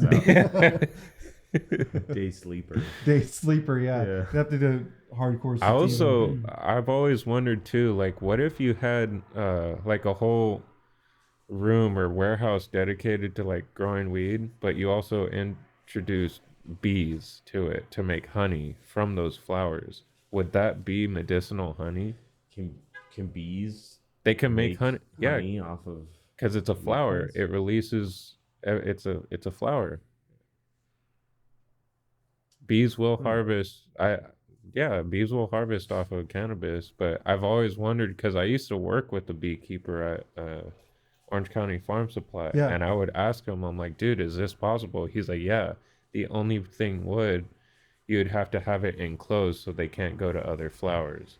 Or you'd have to have enough of it. Yeah, that where too. that's the only supply. And then you near have to them. have them with their food too, just in case like there's not enough nectar that they can collect. Yeah, you'd have to have a corn crop of fucking indica. Raw. But I mean, yeah. dude, raw, if it's unfiltered. dude, imagine if it's possible, you can have like raw like So what honey about- that has medicinal so what purpose about, too. like, Jamaican honey.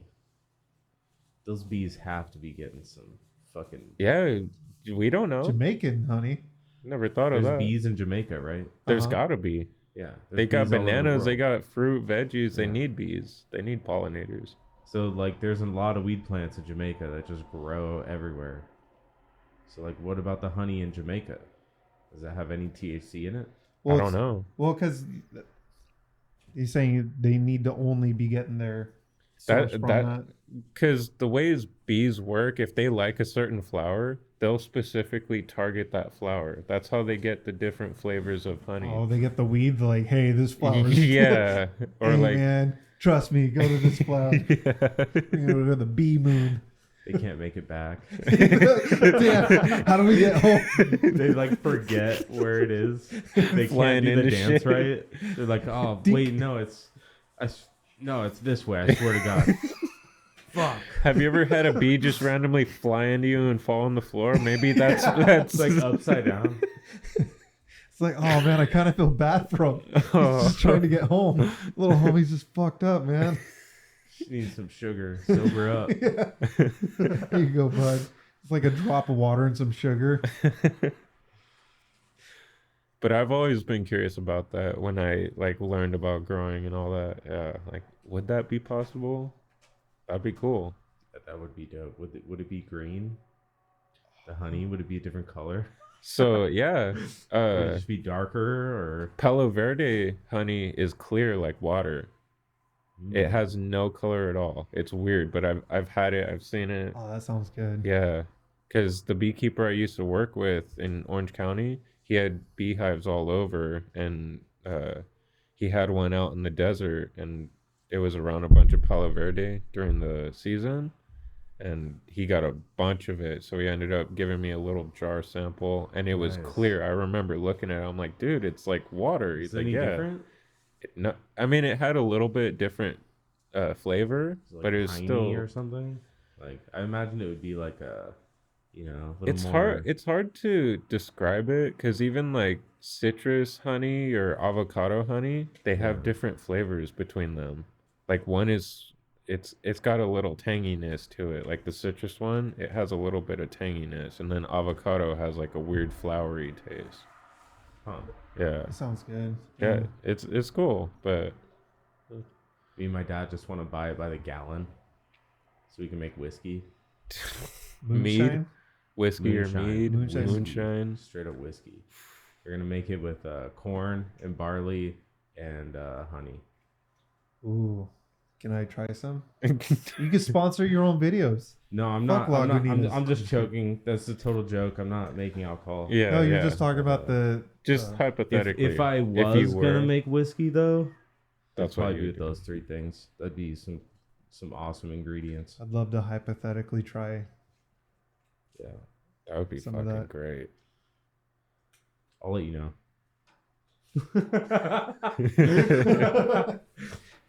Yeah, but that's been a fun project. Just trying to figure that shit out. There's like Facebook groups about it.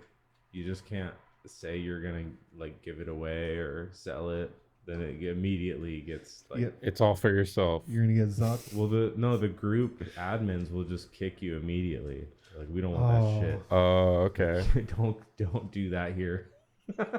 Just don't say anything. You can talk about like the science pretty much, like how-tos and like recipes and like how the science works or what pieces do what. You can talk about like how a still does what it does, and you can't talk about like making moonshine and profiting off of it. Like that's not good. Yeah. Still illegal. So you gotta be very tactful with your words, and sort of if you're asking for it's gotta hypothetical advice. Be more equipment based, material based. That's pretty much it. Like, oh, hypothetically, if you were to use this, how would one go about doing this? Yeah. They're like, hypothetically, you would want to do these steps, you know? Yeah, how would somebody do this? Yeah. You just start your question with that, and it would be perfect. How would somebody blah, blah, blah, and then blah. You answer with, I believe that somebody would do this. Or how does this work? Yeah. Somebody will tell you how it works. That's kind of cool, though. That's those groups are really cool, dude, because you get, like, people with, like, real experience who have, like, real little tricks to potentially do something like that. I saw or you can learn the real tricks. Really fucking dumb ones. I saw this Facebook group. It was about it's called AZ Gun Lost and Found. That doesn't. Oh, jeez. It was hilarious. Oh, jeez. The guy that told me about it was like he just recently got out of prison. He was like the lead on my truck when I'm doing pool electric. You know? Yeah. He told me about this Facebook group, and you would say, you found this gun, this model, and then you'd say what time. And the time was how much it cost. That was the price. I found this, Glock 19 at 3 a.m. Dang. Okay. At the Quick Trip on 19th Avenue in Union Hills. What the heck? And then somebody would like message you like private message you, like, what time do we meet up? That's and then you That's wild. gun, That's dude. fucking wild. It's how felons sell guns, I guess. That's got to be one of the most Phoenix, Arizona things I've ever heard. Dude, it definitely What the is. hell? That's Phoenix right there in a nutshell. Selling guns at a gas station. I've even rolled through a QT and looked over and saw like a dude walk over to his trunk with another guy and like open his trunk up, and they both looked in the trunk and like pulls out a gun like at a fucking gas pump. It's Yeah. just like Midday, like, all right, let's do it. whatever, dude. That looks totally legal. Golly, man. I'm sure you got a background check on that guy and all that. Like, Reminds me of working in South Central at the gas station looking around. Holy shit, dude. I used to work for a contractor just doing random jobs, and we worked at this gas station down in South Central LA. yeah, Dude, everything was going on. What you just described, that was going on. dude. Girls hopping out of one car, getting into another, then driving off. Like, oh, okay. It's like, damn. I was like, I'm just going to look at the floor. Like, I don't even want to see what's going on. They had a bodyguard there. He came up, asked us what we were doing. I'm like, I'm just here to do my job and go home, bro. No worries here. LA is a trip you ever been? No. Yeah, Dude. I mean, Phoenix and LA have a lot, and just Phoenix now is just a lot of drug addicts over there. It's a lot of crime, and It's a lot of, yeah. don't be looking where you're not supposed to be looking. Don't be, it's crazy, man. Yeah, people will attack you if, like, you look like a cop. Like, if you just look like someone who's, like, a certain way, they'll come and threaten you and tell you to leave, and if you don't, they'll, like, stab or shoot you. It's crazy. I don't miss any of that shit. No. Fuck that. That's why I moved to Surprise. Yeah, Yeah. I live in Disneyland. people will compared to ask that us shit. like, oh, why'd you move from California over here? I'm like, dude, it's not what you think. Like, yeah, maybe 20 years ago it was cool, but now there's like fucking fentanyl, heroin, and all kinds of drugs going rampant. And dude, there's a tent city in Orange County, or And- there was. Yeah, and then like the state laws just in general, like fucking pretty much. Communist, dude. Well, they it doesn't let the cops do anything about any of it. Yep. Well, They can't- isn't they there can't like do Walgreens and Dude, CVS? look at They're San pulling out of there? Francisco. Look They're- at San Francisco. Have Yeah. you seen it? Yeah, they're a lot pulling out a of lot there. of businesses are pulling out. It's gonna be they're like not Escape gonna- from New York over there pretty soon. Yep. You ever seen that movie? Kurt Yeah. Russell? Yeah. It's gonna be like Snake. that. Snake. Need to find the president.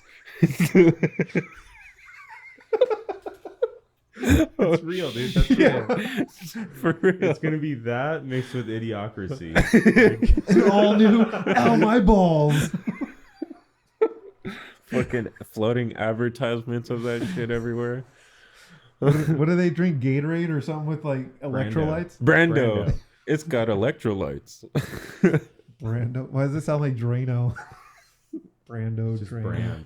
Brando. Oh, just brand. Brando. Brando. Something like that. Brando. Yeah, it's just the most classic Terry Crews. stupid bullshit name for I everything. mean, shit, they launched the Crocs from that movie. Yeah. That's where Crocs Oh, got. that's right. Dude, I don't know. I don't know about the Crocs wearing thing. I don't do it. It's becoming a real thing. I wear shoes, real shoes, no open-toed bullshit. I wear Not Crocs. I wear, clothes like a regular, American man. Crocs it With doesn't an fit that, American dude. It doesn't flag fit that gun. bill. Look at my shirt. America. Please, a second. You're gonna get Yeah. canceled for wearing that shirt. What Cancel me. Do it. the fuck are you gonna do about it? You can't give me less viewers.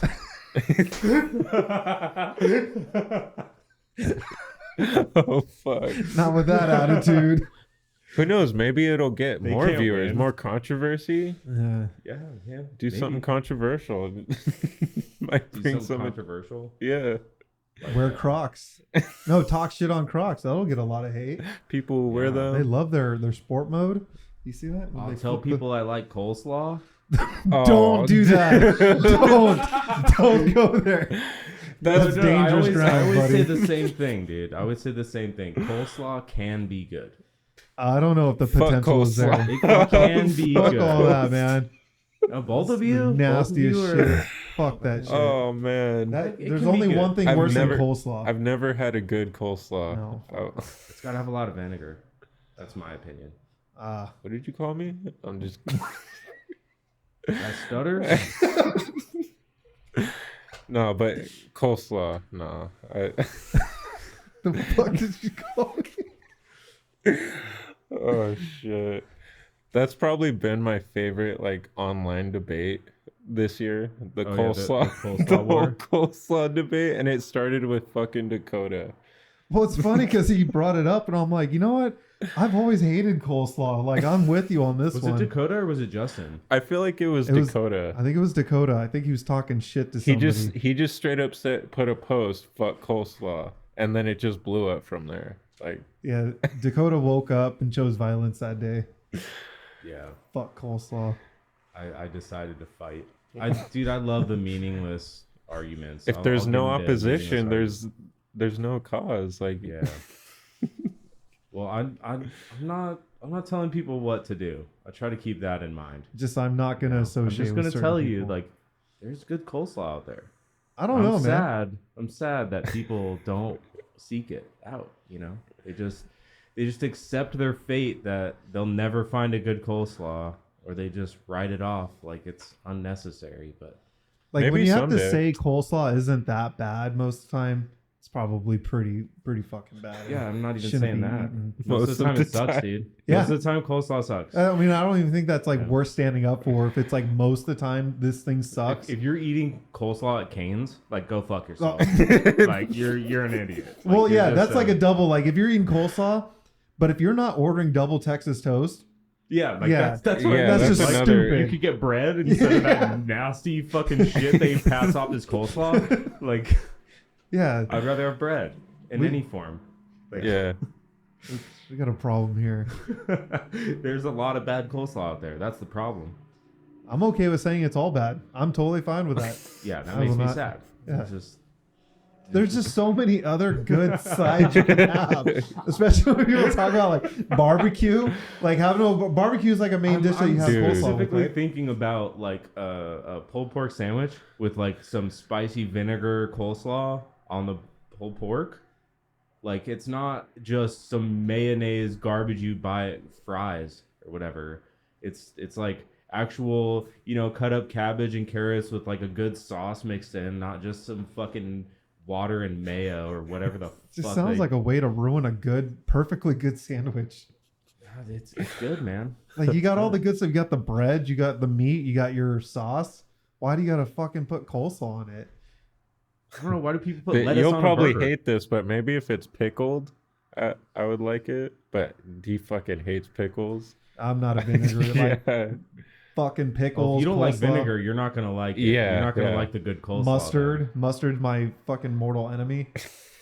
Yeah, the best I hate coleslaw. mustard so much that when I order pizza, like if I'm out somewhere, I'm like, just no mustard. And then they look at me, they're like, I'm like, no, I'm serious. Like, there better not be mustard anywhere. Like, what the fuck? You like see mustard on the next table. No, it's more like it enrages me. I'm like, you need to fucking sit somewhere else. Just launch that shit across the restaurant. Throw it out the window. There's a funny story. I worked at a Five Guys burger for a while, and mustard's a main ingredient for burgers and shit. And we're doing what you call marrying the bottles, where you find the fucking bottles are like half filled and you go fill them up and everything. So I'm doing the ketchup, and then I finally get to mustard, and somebody knew it was a joke because they know that I hate mustard. So they fucking just unscrewed the mustard bottle just enough. And so when I got it, I put it upside down to squirt, and it fucking popped, got all over me. I guess they told me that I turned bright red, and they were all laughing. I'm like, who the fuck did this? And nobody would fess up. I said, I'm not dealing with this shit. I clocked out, fucking went home in the middle of the day. I was so upset. They shouldn't have done that. I was so upset. They shouldn't have done that, but that's funny. That's fucking I was so mad. The manager called me. He's like, hey, did you quit? I'm like, no. I'm just really upset. And that wasn't funny. And he's like, you're going to come back tomorrow? I'm like, yeah. Am I in trouble? He's like, no, it's all right, buddy. You can come back. Good. Click. It was kind of like that. I was like, I'm really upset right now. I gotta go. Oh, that's good, dude. Those were good times. And then so I kind of turned it. I turned it around on people. So like I like to like stir up the pot at work when that's just me. Fucking, it's slow. It's boring at work or everyone's busy. I'm like, this is boring. Like we're all just working and shit, and there's nothing exciting going on. So I try to make work fun. So I took the mustard bottle of all things because that's like the thing that people are least going to expect me to do. And so when you're working at like, say you're working on the grill or like the table, you're not looking at your fucking feet. You're looking at your hands and you're working. Yeah. Well, I would go up behind people and just put a little dab of mustard at the tip of their shoe. And I remember I did that. I don't remember who I did to. I went up and I squirted like a glob of mustard on their shoe. So they're walking around and I'm like, oh fuck, they didn't notice. So I went to somebody else and I squirted it. So it's kind of like dripping off the front of their shoe. And then they're tracking around mustard and someone's like, where the fuck's the mustard coming? They're like, how did I get mustard? And then they start blaming each other. And so at the end of this shit, everyone's trying to wonder who did the mustard. And I'm just watching like, they're getting upset. That's like the liquid ass at school. Remember that? Dude. That's too much power. That is too much power. So before liquid ass became like a huge internet thing, this was like in high school. Like, fuck. I gave it to you because I was like, this is too much for me. I gave it to you and then you gave it back because you're like, I can't fuck with this, dude. This is too much. So it was that fart spray. Yeah. And I had it in high school. I think I was a sophomore or freshman. You were a freshman because I was a senior. Yeah. Okay. Yeah. And my buddy Thomas, he was always getting this crazy shit off the internet. Like he had these flavor changing tablets shit that we tried one time, but he brought this fart spray. He's like, dude, check this out. And he like sprayed it and he's like, wait.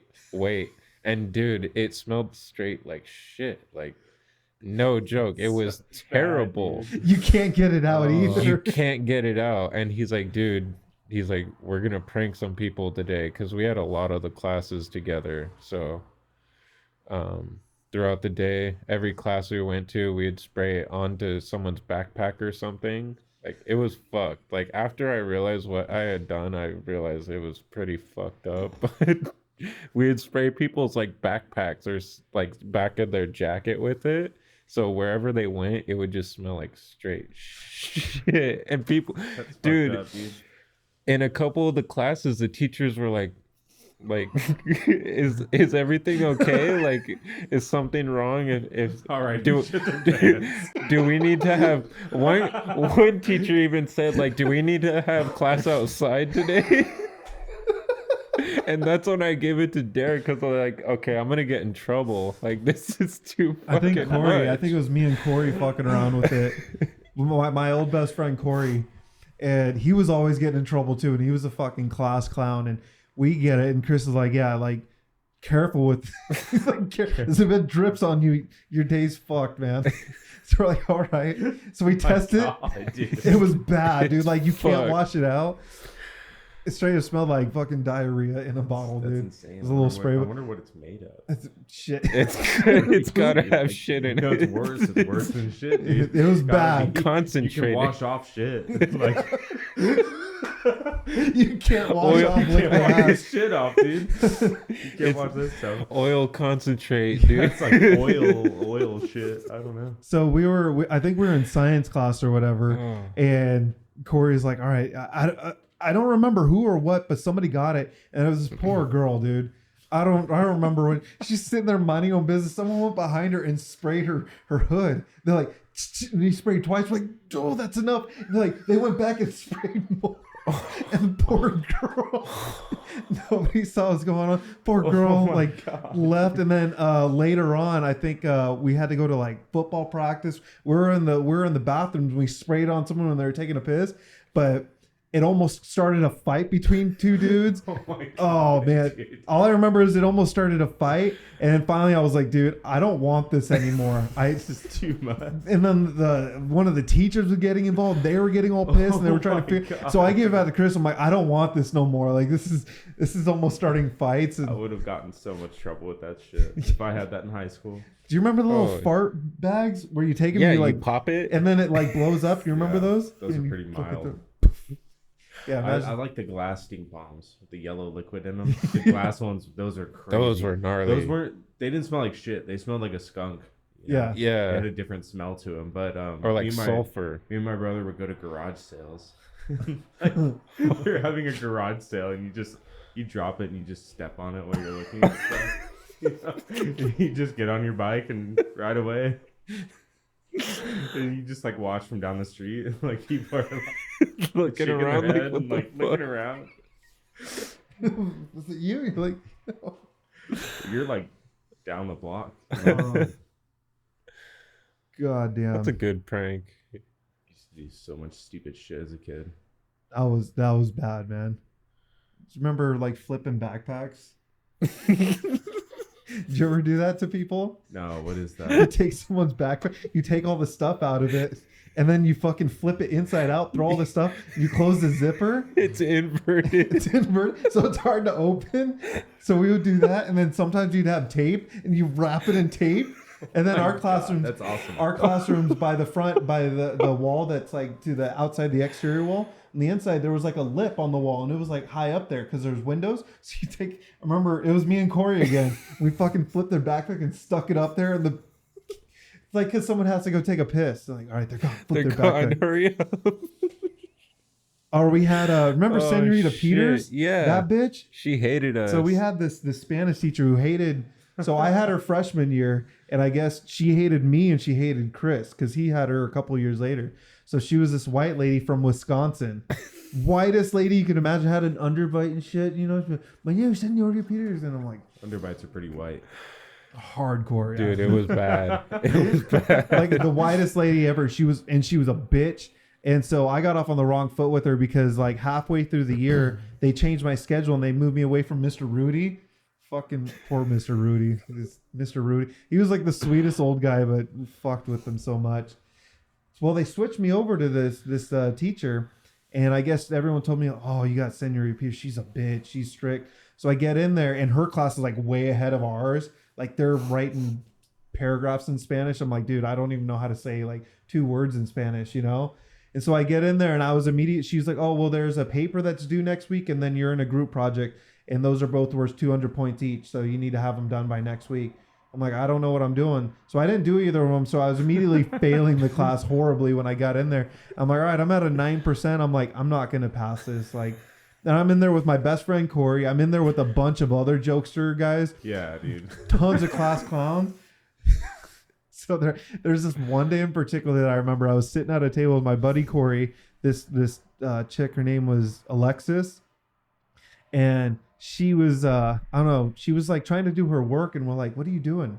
She's like, I'm just trying to like do the project because we're supposed to be doing a group project. I'm like, no, we're not doing that today. We're not working.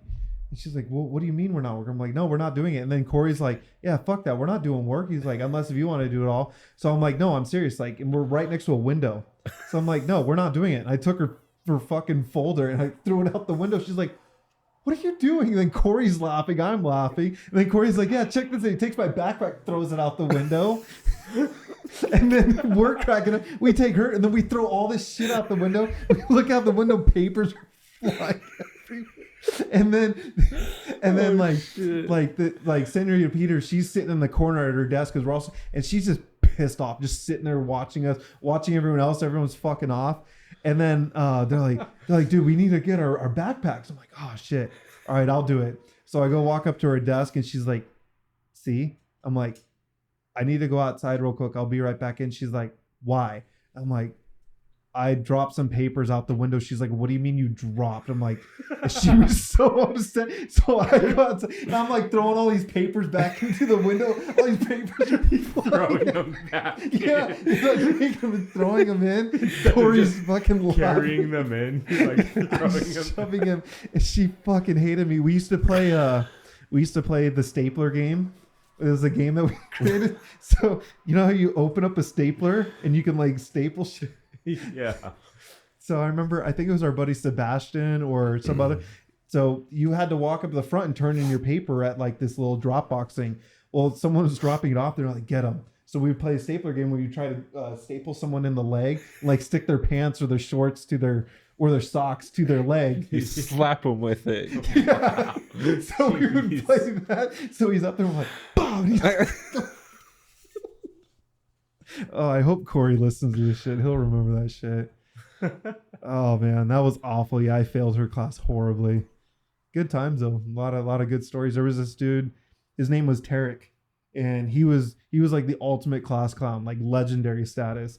Like didn't give a fuck. Did not give a fuck. So one day, so our the bell had rang. Everyone's sitting in the classroom. We're doing some kind of assignment. Saw like 15 minutes goes by. Everyone's quiet. He fucking boom opens up the door, slams it open, and he walks in. He's walking with these big old baggy clothes. He's like, "Hola, mo-fuck."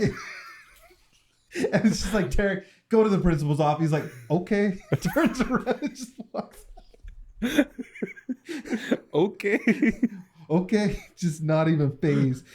Oh man, dude. And dude, you know what? She used to have him sit dead center in the front of the class. And he was kind of like, I don't know if he was all there. He's kind of like dumb looking, but he'd sit there and slouch and just stare at her the whole time. And then she's like, I remember one day she was saying something like, well, unfortunately, I don't have this to do the project. And he goes, fortunately, we don't have to do this. She's like, Tarek. Just always taking stabs at her, dude. Fortunately. She's like, and then years later, he had her in the class. I remember I think I had a free period or something. So I'm walking around the school and I see Chris. He's outside leaning on, because it was a portable classroom. So I had the little ramp and the rails, and he's just sitting there. I'm like, what happened? He's like, she kicked me out. I'm just like, yeah, I got kicked out. Like, oh well, she hates me because of you. She remembered. Yeah, she remembered. But I also didn't help that either, because I was worse than him. I was the one who got bad grades and like got fucking referrals and shit. Didn't you get kicked out? No. Or didn't you have to go to... I got switched. She kicked me out of her class and switched me to French, even though I haven't taken French. Yeah. She switched me from Spanish to French. To Mr. Rudy. That guy I was telling you, Mr. Rudy, though. Probably better off. No. Nope. What did you... I think you still have a picture. I still have a picture somewhere on my Facebook where I found a referral that he wrote me up with saying it's like some dumb little note saying like, Chris said fuck you out loud in the middle of class. And everyone heard Chris say fuck you. Yeah, everybody heard Chris say fuck you. Because he told me something and I was like, oh, fuck you. I told it to him, the teacher, because he asked me to do something. I'm like, fuck you. Like, no. That's hilarious. I was an asshole, dude. I feel bad for some of the teachers though. Like, especially nowadays, some teachers are put through some crazy shit now. I do feel pretty bad. Especially now that everything is filmed. Dude. I've seen a kid like take off a piece of a pipe in a class and just start destroying a classroom. And holy shit. Yeah, he tore off like a pipe off the wall and just like destroyed her computer, her desk. Like, dude, did you ever have Miss Letterman? We had this science teacher, Miss Letterman. I feel so bad about this, but she was very like non-confrontational, just kind of let things go. But she would get so angry, she would just turn red. And like she wouldn't say or do anything. So me and my buddy Corey, we had this project where we were learning about science out in space. You know, something astrology, whatever. Space science. Space science. That's how much I paid attention in her class. Well, it was our job to come up with. It was like a day project or week project, and we're supposed to come up with our own solar system and our own planet. And we're supposed to be like, okay, this is this type of planet. If you want life forms on it, explain what the life forms are and how they survive and stuff. Thank you. Crazy ass cat.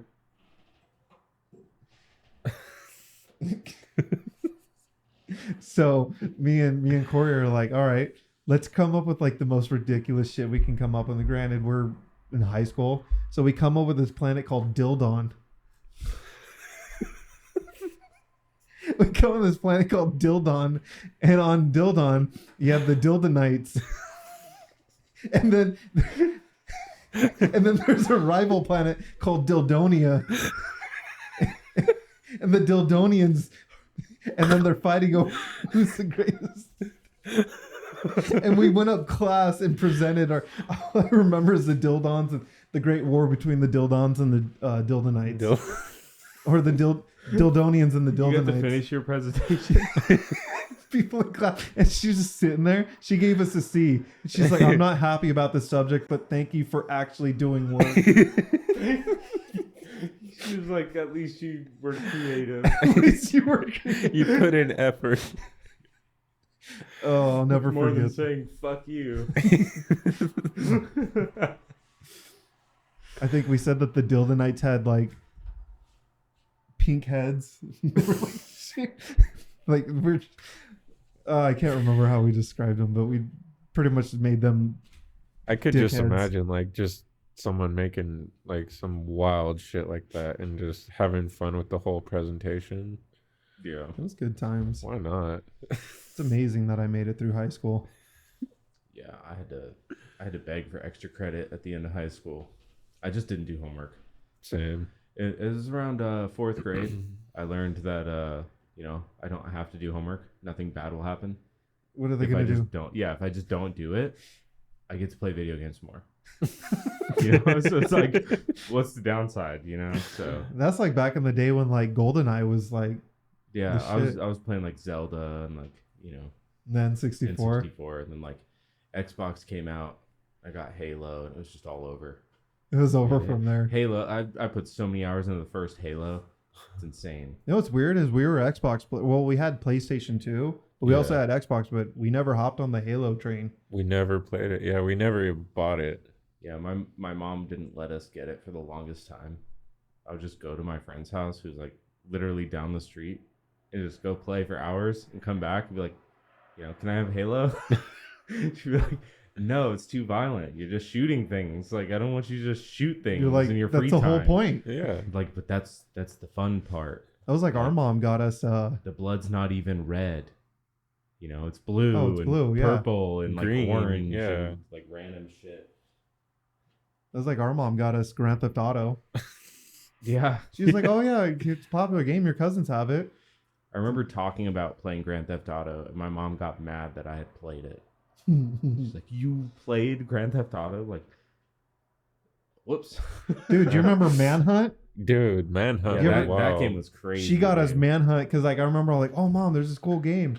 Give me Manhunt." And she got it, and she had no idea. And me and Chris are playing. We're like the first level, like you take a plastic bag and you murder a dude with the plastic Yeah, you bag. like choke Shows him you how out. to do it Yeah, too. you fucking beat the shit out and break his neck. I'm like, what the fuck did we get? We're both sitting there. I'm like 6 or 7. He's like 10 or whatever. I'm like, whoa. That game broke records, Dude, when you That can was finally the get the most- machete, remember the first time you get the machete and you fucking hack the guy's head off? You're like, and then you can use the head as a distraction. Dude, the the psychopaths head. in that game were gnarly. Yeah. The different gangs and all that.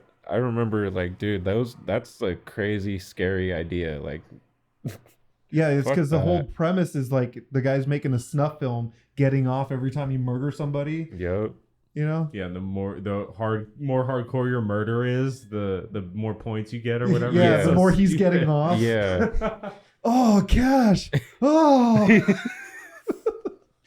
Oh man, to this day, there's no way you could get away with a game even remotely close to that. I think, That game- the first Punisher came out around then too. The first I- Punisher on Xbox.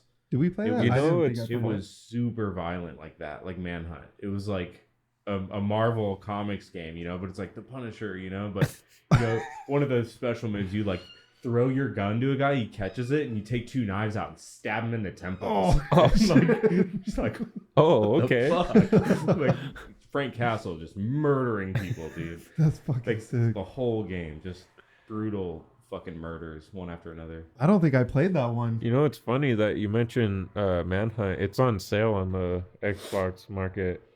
I saw it yesterday. I'm like, dude, no way. Man, I might have to get it I to was play like, it it was $10. I was like, I'm kind of like down to get it and play it again. But I was like, Do you think nah, it's I the don't full need it. version, or do you think that they like bleep stuff out? Like, It's because probably remember Manhunt 2? Did you ever play Manhunt 2?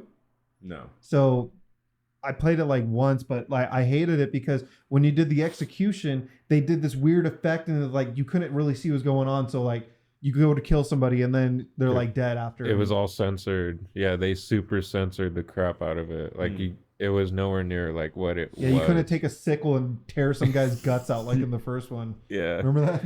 Shame. But I think it's because they already got threatened with like all the bans from like all the countries and stuff. Because the U.S. was like the only ones willing. They're like, okay. Yeah. Germany's like, no. 9 of all places, Germany. Yeah, Germany, they banned video games and shit. They banned Carmageddon back in the day. There was a racing game that was based on like you either get first or you could hit all the pedestrians. Oh, like you could win by hitting all the pedestrians. Like you just automatically win. It's called Carmageddon. It'd be like a lady pushing a stroller. Oh crap! It's just like, but it's like 2D, like just basic bullshit, like pole position. Just like the most basic graphics. They just like do like, but it's like a lady pushing a stroller. Like, you like get 100 points. Boo. I remember doing that in Grand Theft Auto 4 because of the physics mechanic. Dude, get in the car and you just drive down right next to Central Park, just watching people bounce off. Plowing through all the cars. Just for fun. Yeah, that's like the best part. Yeah. Get the fire truck, dude. Once. Call 911, steal the fire truck. The fire truck takes up like the whole sidewalk, so you know you're not missing anybody. And it doesn't slow down. And sometimes because the front is flat, they stick to the front. You see their face, they slide off. Their eyes are all wide, screaming. I think my favorite thing to do in that one specifically was like try to flatten a car as much as possible. I tried to do that. The swing set. Remember the swing set? Did you ever do the swing set glitch? That's still active. Oh, is it? It's still. I have it downloaded. I played it like 2 weeks ago. The online servers are still active. People are still playing. There's this glitched out swing set, and if you go on it, you can do it. Either you can run a car into it, and the car will start to glitch, and then eventually it'll glitch and fling your car, and you just fly across the map. Or you could jump on, you hold on, and you usually have to get multiple people, and you try to climb in the middle, so they keep bouncing, and then they glitch, and it just flings your body. It just throws you. You just get thrown like a few hundred feet, and then you just go twirling. And you survive when you hit the ground, too. So you just hit the ground like full speed, and you just get up like, oh, okay. That doesn't count the fall damage, pretty much. So you would join online servers, Grand Theft Auto 4, and you're like, why is everyone at this park? And you see everyone just at the swing set. It's like 15 people. Out. You just see people flying off. You'll see a car go flying. Like, what the fuck's going on? You'll hear rocket launchers going on or something too. Like, what the fuck, dude? People are flying everywhere. That's amazing that it's still there. Yeah, because on that one, you could control the settings. You can turn cops mode on or off. You can turn friendly fire on or off. You can put what weapons you want spawning on the map. You can make it to only a specific area is available. Yeah. Oh, yeah, that's right. Yeah, but on GTA... You open your own lobby, you mean? Yeah. It's a private lobby, but once they made GTA 5, they took all those options out. You had to play with the cops, you had to play with everybody else and all their crazy shit. That's dumb. Yeah, I'm not a fan of the new one. Dude, we put a lot of time into it, though. Yeah, I played it for a long time, but... I don't know. I tried to play GTA Online, and I just couldn't get into it. Yeah. Well, it's so far gone that you're just walking around and a motorcycle comes with rocket launchers, blows you up and flies away. Yeah, shit like that. You're trying Flying to do a cars mission. and shit, yeah. But I remember doing all the money glitches. That was fun. Yeah, doing that and then buying everything, hoping that you don't get banned. For some reason, Rockstar would get mad that you exploited the game that they made. They find out that you just glitched all that money. They take all the stuff away from you. Stupid. Yeah. That was fun though. Like when we used to play in big old groups with Derp and them. Yeah, Derp we'd have Mikey. 12 people, and we would raid a server, and we would all get in cars and just chase down one person, just crashing it, no shooting, only crashing. Yep. So awesome. you'd have insurgents, big old trucks, like a supercar, so they can get under them, and then the truck would push them, and their car would start just like tumbling. And there's 12 people doing we it. Pretty much would join a server and then have like people join in, and then we slowly bully everyone out of the server, so we had our own private server. And if anyone came in, you just immediately everyone just go crash into them. So they leave. Yeah, fly your plane into them. Just crash into them. Get them out. It worked. It really wasn't hard. Yeah, dude. Like I'm talking, like it would take 10 minutes maybe to finally get a whole server And that's used to yourself. It's like Dark Souls. Yeah, It's like the intruder. Yeah. Invading people. Oh man. Oh, dude, I need to get back into Elden Ring with the DLC update. I Yeah, never played that one. it's really good. It's like visually and story wise, it's a really good game. Like you're talking to a dude who, like, I never played any of the Dark Soul games, any of the Soulsborne games, and I started with Elden Ring, and I fell in love with it. Like, I put in a couple 100 hours in that game, dude. Nice. It's sick. I think I'm on my 4th playthrough now. I'm trying to do what storyline? The Dung Eater. Oh Yeah, that character is wild. If you've never played Elden Ring, the Dung Eater. Crazy name, yeah, but his backstory, what does he do? He curses people, and anyone he curses, their bloodline is cursed as well. So Damn, that's fucked up. if they ever have children or whatever, they're just cursed. Like he pretty much tells you, he's like, I can't wait till you're dead so I can defile your corpse and then ruin the rest of your bloodline. And he's a gnarly character. It's been a while since I played, but he's like the filthiest, gnarliest. Like he's wearing just pure vile, Yeah. like just grotesque. It's kind of cool. Pretty metal. Yeah, I remember playing the Demon Souls, the very first of the games, you know? Yeah. On PlayStation 3. My dad had a PlayStation 3. Me and my brother had Xboxes. And my buddy had Demon Souls. And him and my other friend were just talking about it at school a lot. They're like, oh, Demon Souls. And like they're like talking about their characters back and forth and, you know, where to go and stuff. And because that game was super cryptic and confusing. They make all their games like that, huh? Yeah. This was the first one, so you can imagine how like bare bones it Just was. lost, yeah. And I was like, "What the fuck game are you talking about?" He let me borrow it. I'm playing on my dad's fucking console, just getting so mad that I can't like fucking figure out how to play. It's so hard, you know. You have to time everything so perfectly, Dude. Yeah, and I was just like such an idiot. Like I didn't understand. I was just in like high school. I'd never played a game like this before. And I would just be like dropping the controller on the ground and he'd just be yelling at me, Dude. quit dropping the fucking controller. Dude, that's what it's like though. Going from like a FPS game switching to that, you're like, dude, what the fuck do I do? Who is in Elden Ring the first boss where you battle on that the bridge before you get into the castle? Is it Godfrey or Godric or is it no Godric? No. Anyway, there's this boss where like I forget. I was kind of intimidated playing Elden Ring for the first time because I had everyone tell me, "Oh, it's gonna be so fucking hard. I can't wait. Bring the pain." I'm like, "Oh, is this game gonna be like a super try hard game?" And like I didn't know what I was doing. When you first start Elden Ring, you got the tree sentinel. You got the sentinel who's like not meant for a new player. And I kept walking out just dying immediately, and he's just fucking me up. And I'm like, "Oh, I'm not ready to fight this guy." So I'm already kind of frustrated. I finally get to the first boss. It took me like 4 or 5 separate days of like getting so upset and dying like 100 times in a row where I'm like, fuck this game, I'm done. Come back like the next day, fight him again. Then when I finally beat him, I was like, Jesus.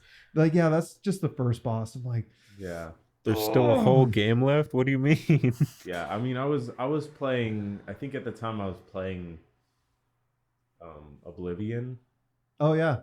And that game's like fucking easy. Yeah. Like it's just a sandbox Storytelling. Yeah. Yeah, it's just a sandbox game.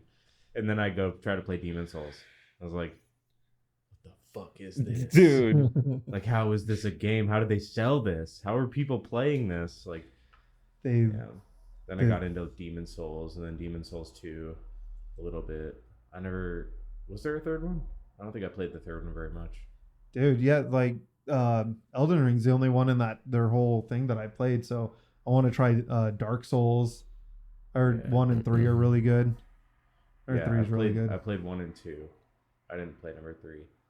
That and then Elden Ring, I never played that one either. I played a little bit of a game called Neo. That was kind of like Dark Souls kind of. Was it from Software? Same. No, it was a different developer. It was a Sony exclusive. Oh, okay. But it was pretty cool. It was super hard like that. You know, you had to get the timing perfect and all that. But it was like ancient Japanese mythology. That's type pretty game. dope. It was like super cool, like all these Japanese demons walking around and stuff. It was like super gory and grotesque, like just like the worst version. Yeah, Neo, Nioh. They've come out with the number 2 by now. That's sick. I don't know if they've continued the story. Yeah, definitely try Elden Ring if you like the samurai. Yeah, starting off with the samurai build is pretty solid. You get a really good weapon. I'll have to check it out. I don't know. I just got the fucking Star Wars Battlefront though. Is it worth it? Was it like $30 or something? I thought about getting it for the Switch. Because it's a bundle, right? Both. I know it's a game that I'll play. So that's why I bought it. Like, is it worth it? I don't know. I don't really buy video games a lot. I play Minecraft most of the time, so I'm happy with that. Like, sure, I'll buy another game. It's been a long fucking time since I bought a video game, so sure, Star Wars works. It's a safe bet. Yeah, I don't really play games. Like, I can't put hundreds of hours into games anymore. Like, I wish I could. Let's put it that way. Yeah. I'll play Call of Duty Mobile on my phone and be happy. Oh God. Like, okay. You're a mobile player. COD you like coleslaw and you're a mobile player? COD Jesus Christ. COD Mobile's fun. It plays like the old Xbox, you know? It's pretty smooth. You play against bots? No. Well, there's bots in some of the game modes, but in ranked, it's not bots. I play ranked a lot. I feel like it's hard, like doing touchscreen and you're fucking. I thought it was gonna suck too, but I just tried it out one day and like I was doing a job where I would sit in a truck a lot. Wait for the next inspection, so I go do another inspection somewhere, and I just sit in my truck. And my friend told me like, "Hey man, just get COD Mobile. You'll be fine. You'll be fine in your truck." I'm like, okay. And that's what I like about the Switch, dude. Yeah.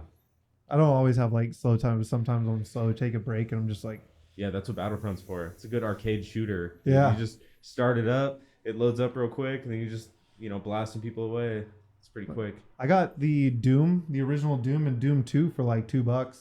So I've been doing that. That's fun. Yeah. And then what's cool is they integrated like the modded map, so you can go in there and there's all these other campaigns that people have made. So I just go download custom campaigns. And then there's one by the original guy, Romero. He made his own custom campaigns, and I've been going through his. His shit is hard. It's fucking cool though, but it's like I've been playing that, you know. So, but I don't know if I'm gonna drop the $30 on. Yeah, I don't know. They added online play, so that's pretty cool. They better. I mean, if you're gonna release that, you better. Yeah, you play online now. Like I think it's up to 16 people. If I read it right. I think it's more than that actually. I hope it's more. Might be more than that. 8 versus 8. That's pretty good. Yeah. It's with AI involved, right? Yeah, I'm sure they fill the rest of it. I hope so. It's not just 8 versus 8. Yeah, but I mean, they say, probably it's big open maps. Like, what the fuck? Fucking no one there. Dude. Yeah. I feel like Battlefield. Can't play Battlefield. I do miss a good Battlefield game. The last couple ones really fucking sucked. Battlefield 1 was kind of fun though. The recent one was fun, but I don't know. I feel like there were too many exploits and shit that people took advantage of with the perks and stuff. Because there's like characters with certain perks, and if you use them, they'll have like unlimited ammo or something. You'll never run out of rockets or whatever. You just spam that shit. Yeah, Battlefield 3 and 4 were where I was at. I didn't really get into Battlefield too much. Those were fucking sick. I was always really bad at that game. I always tried to be a good pilot, but then like the last one I just couldn't get into because of the perks and all that. Like there was just too many anti-vehicle, I feel like. Yeah, I don't like the vehicles. That's why I like Call of Duty. There's no vehicles. It's all ground game. They have ground war now. Yeah, it sucks because there's vehicles. I do. If I hop on it, I'm like such a basic COD player. Like when I do play, I just play hardcore and I play Shipment or Rust or whatever the small map is. Oh, yeah. On mobile, anytime they have a hardcore version, like hardcore game mode going on, they don't have it constantly. It's kind of disappointing. Yeah. But like I understand why. It's like you can get so many points. Just every single game, you get so many points. I get like hundreds of kills. Like it's like ridiculous, dude. Because some people just don't. They're like most people are casual players. You know, they don't really play a lot. Yeah. You play on hardcore, it's not ranked, so you get put with anybody. And then you could just run through with a pistol, pretty much. Just get a nuke, like no problem. Dang, it's pretty fun. It's like it's not as hard as like a console Call of Duty. Imagine that. that. Ranked gets pretty tough when you get up there. There's some people that are pretty fucking good, and what's cool about it is like there's not a lot of people who are trying hard enough to like hack a mobile game to get an aimbot on COD Mobile. Like it's not worth it. Yeah. So like. There's not really any hacking. Do you play with touchscreen or do you have like a little screen. Bluetooth controller? If you get a controller, it'll put you in lobbies with other controller users. Oh, okay. So, and there's a lot less of them. So when you play ranked, like I was really high in the ranked. I was like in the legendary ranking, and I tried to plug a controller, like connect a controller, and it was taking forever. Like there was no lobby. Oh, Nobody was playing controller at that level. Oh, everyone plays touchscreen. That's weird. If you're playing ranked, you like have to play touchscreen. That's weird. Okay. But I don't like playing with the controller anyways, because there's some people that are really good with a controller on mobile. I'm like, I don't want to play it like that. Because you just die. Yeah, I'm playing mobile because it's fun, dude. I'm not trying to. Not trying to try hard. Yeah, I'm not trying to be the best fucking Call of Duty player. Yeah, good luck. Get in line. Yeah. Fuck. I think that time has passed for me. Not with that attitude. Yeah, I think I'm pushing the limits of my hand-eye coordination already. Oh God! I don't think it's gonna go up from here. it's all downhill from here. Yeah, shit, I'm already 32, man. I know. When I was like 18, I was fucking quick, dude. I was so good. You stay up all night. Now it's like, dude, I don't know what the fuck I'm doing. I'm tired. Yeah, I'm tired, dude. I'm ready for bed. That's how I feel now. When I start playing, I'm like, dude, I'm tired. Yeah, it's bedtime. Well, yeah, I mean, especially before you had your son. Oh yeah, we were playing all the time, and then when I had my daughter, my gaming went. Then I had the second one. I'm like, barely find time. I don't have a kid. I just don't know what happened. I just can't play anymore. Maybe it was like good that I had a kid when I did, because there are some times where like this is probably what you're talking about, where you finally sit down and you're like, I don't even want to do this. Like it almost feels like a chore to play a game sometimes. Yeah. You ever get that? Well, like Minecraft, yeah. Call of Duty. I don't play Minecraft that often. I gotta build this thing I said I was gonna build. Oh, okay. Right now I'm trying to build an item sorter, so you can like drop items. Oh, you're doing. It'll go down a track, like a water track. Yeah. And it'll drop into a chest depending on what item it is. Yeah. And I'm trying to make it to where it'll sort like 40 items. It'll just go back and forth, and it's like the amount of time it takes to put all those pieces in the right spot. Like, yeah. See, that sounds like a hassle.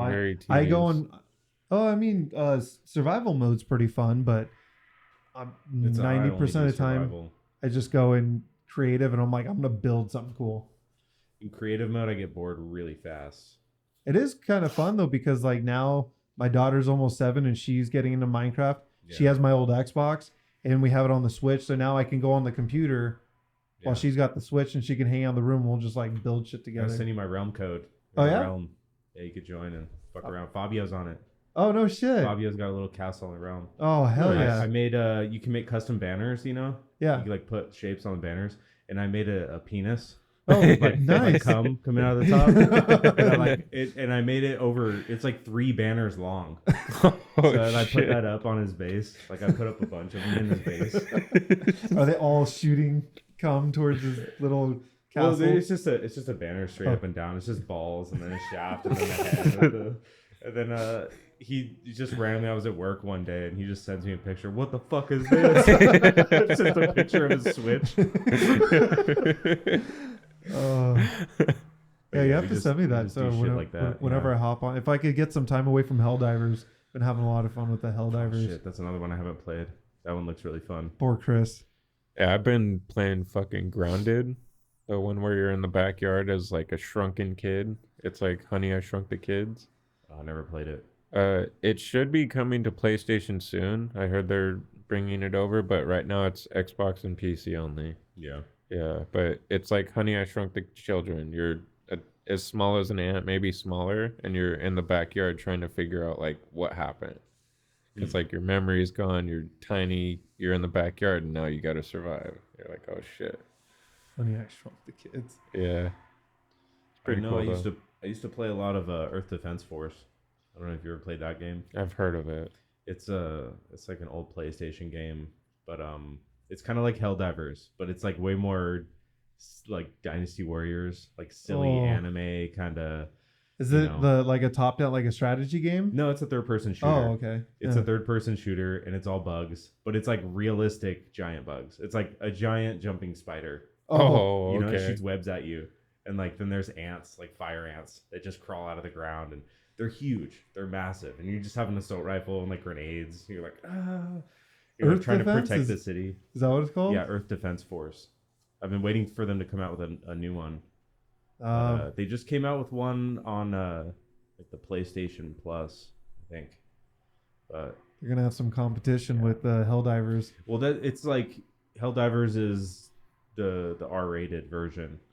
You know, Earth Defense Force is like, you know, it has like the cheesy military music in the background. Like yeah. You know, everyone's like, yeah. Yeah, I love how Go Earth. The massive satire. Super Earth. Super Earth. Yeah, Super Earth. Spreading democracy. I saw a video earlier on how a guy was like, what if Super Earth is like causing the problem? And these two guys run up like, that sounds like treason. And they just kill him right there. Yeah, they kill him and they start shooting his body. I think I saw him. He's like, yeah, what if it's really not the robots and the bugs? It's not them. What if Super is the problem? That sounds like treason. They just kill him right there, start shooting his body. As they should. Yeah. Treason. Traitor. All right. Well, on that note, I think we got to wrap it up. It's been a while. I got to get to bed. It's been fun. I have to drive to Casa Grande tomorrow. Oh, you know where the fuck that is? The fucking Lucid car plant. I do work out there. Fuck that place. Well, yeah, it's been good. It was fun. Well, until next time, guys. Abada.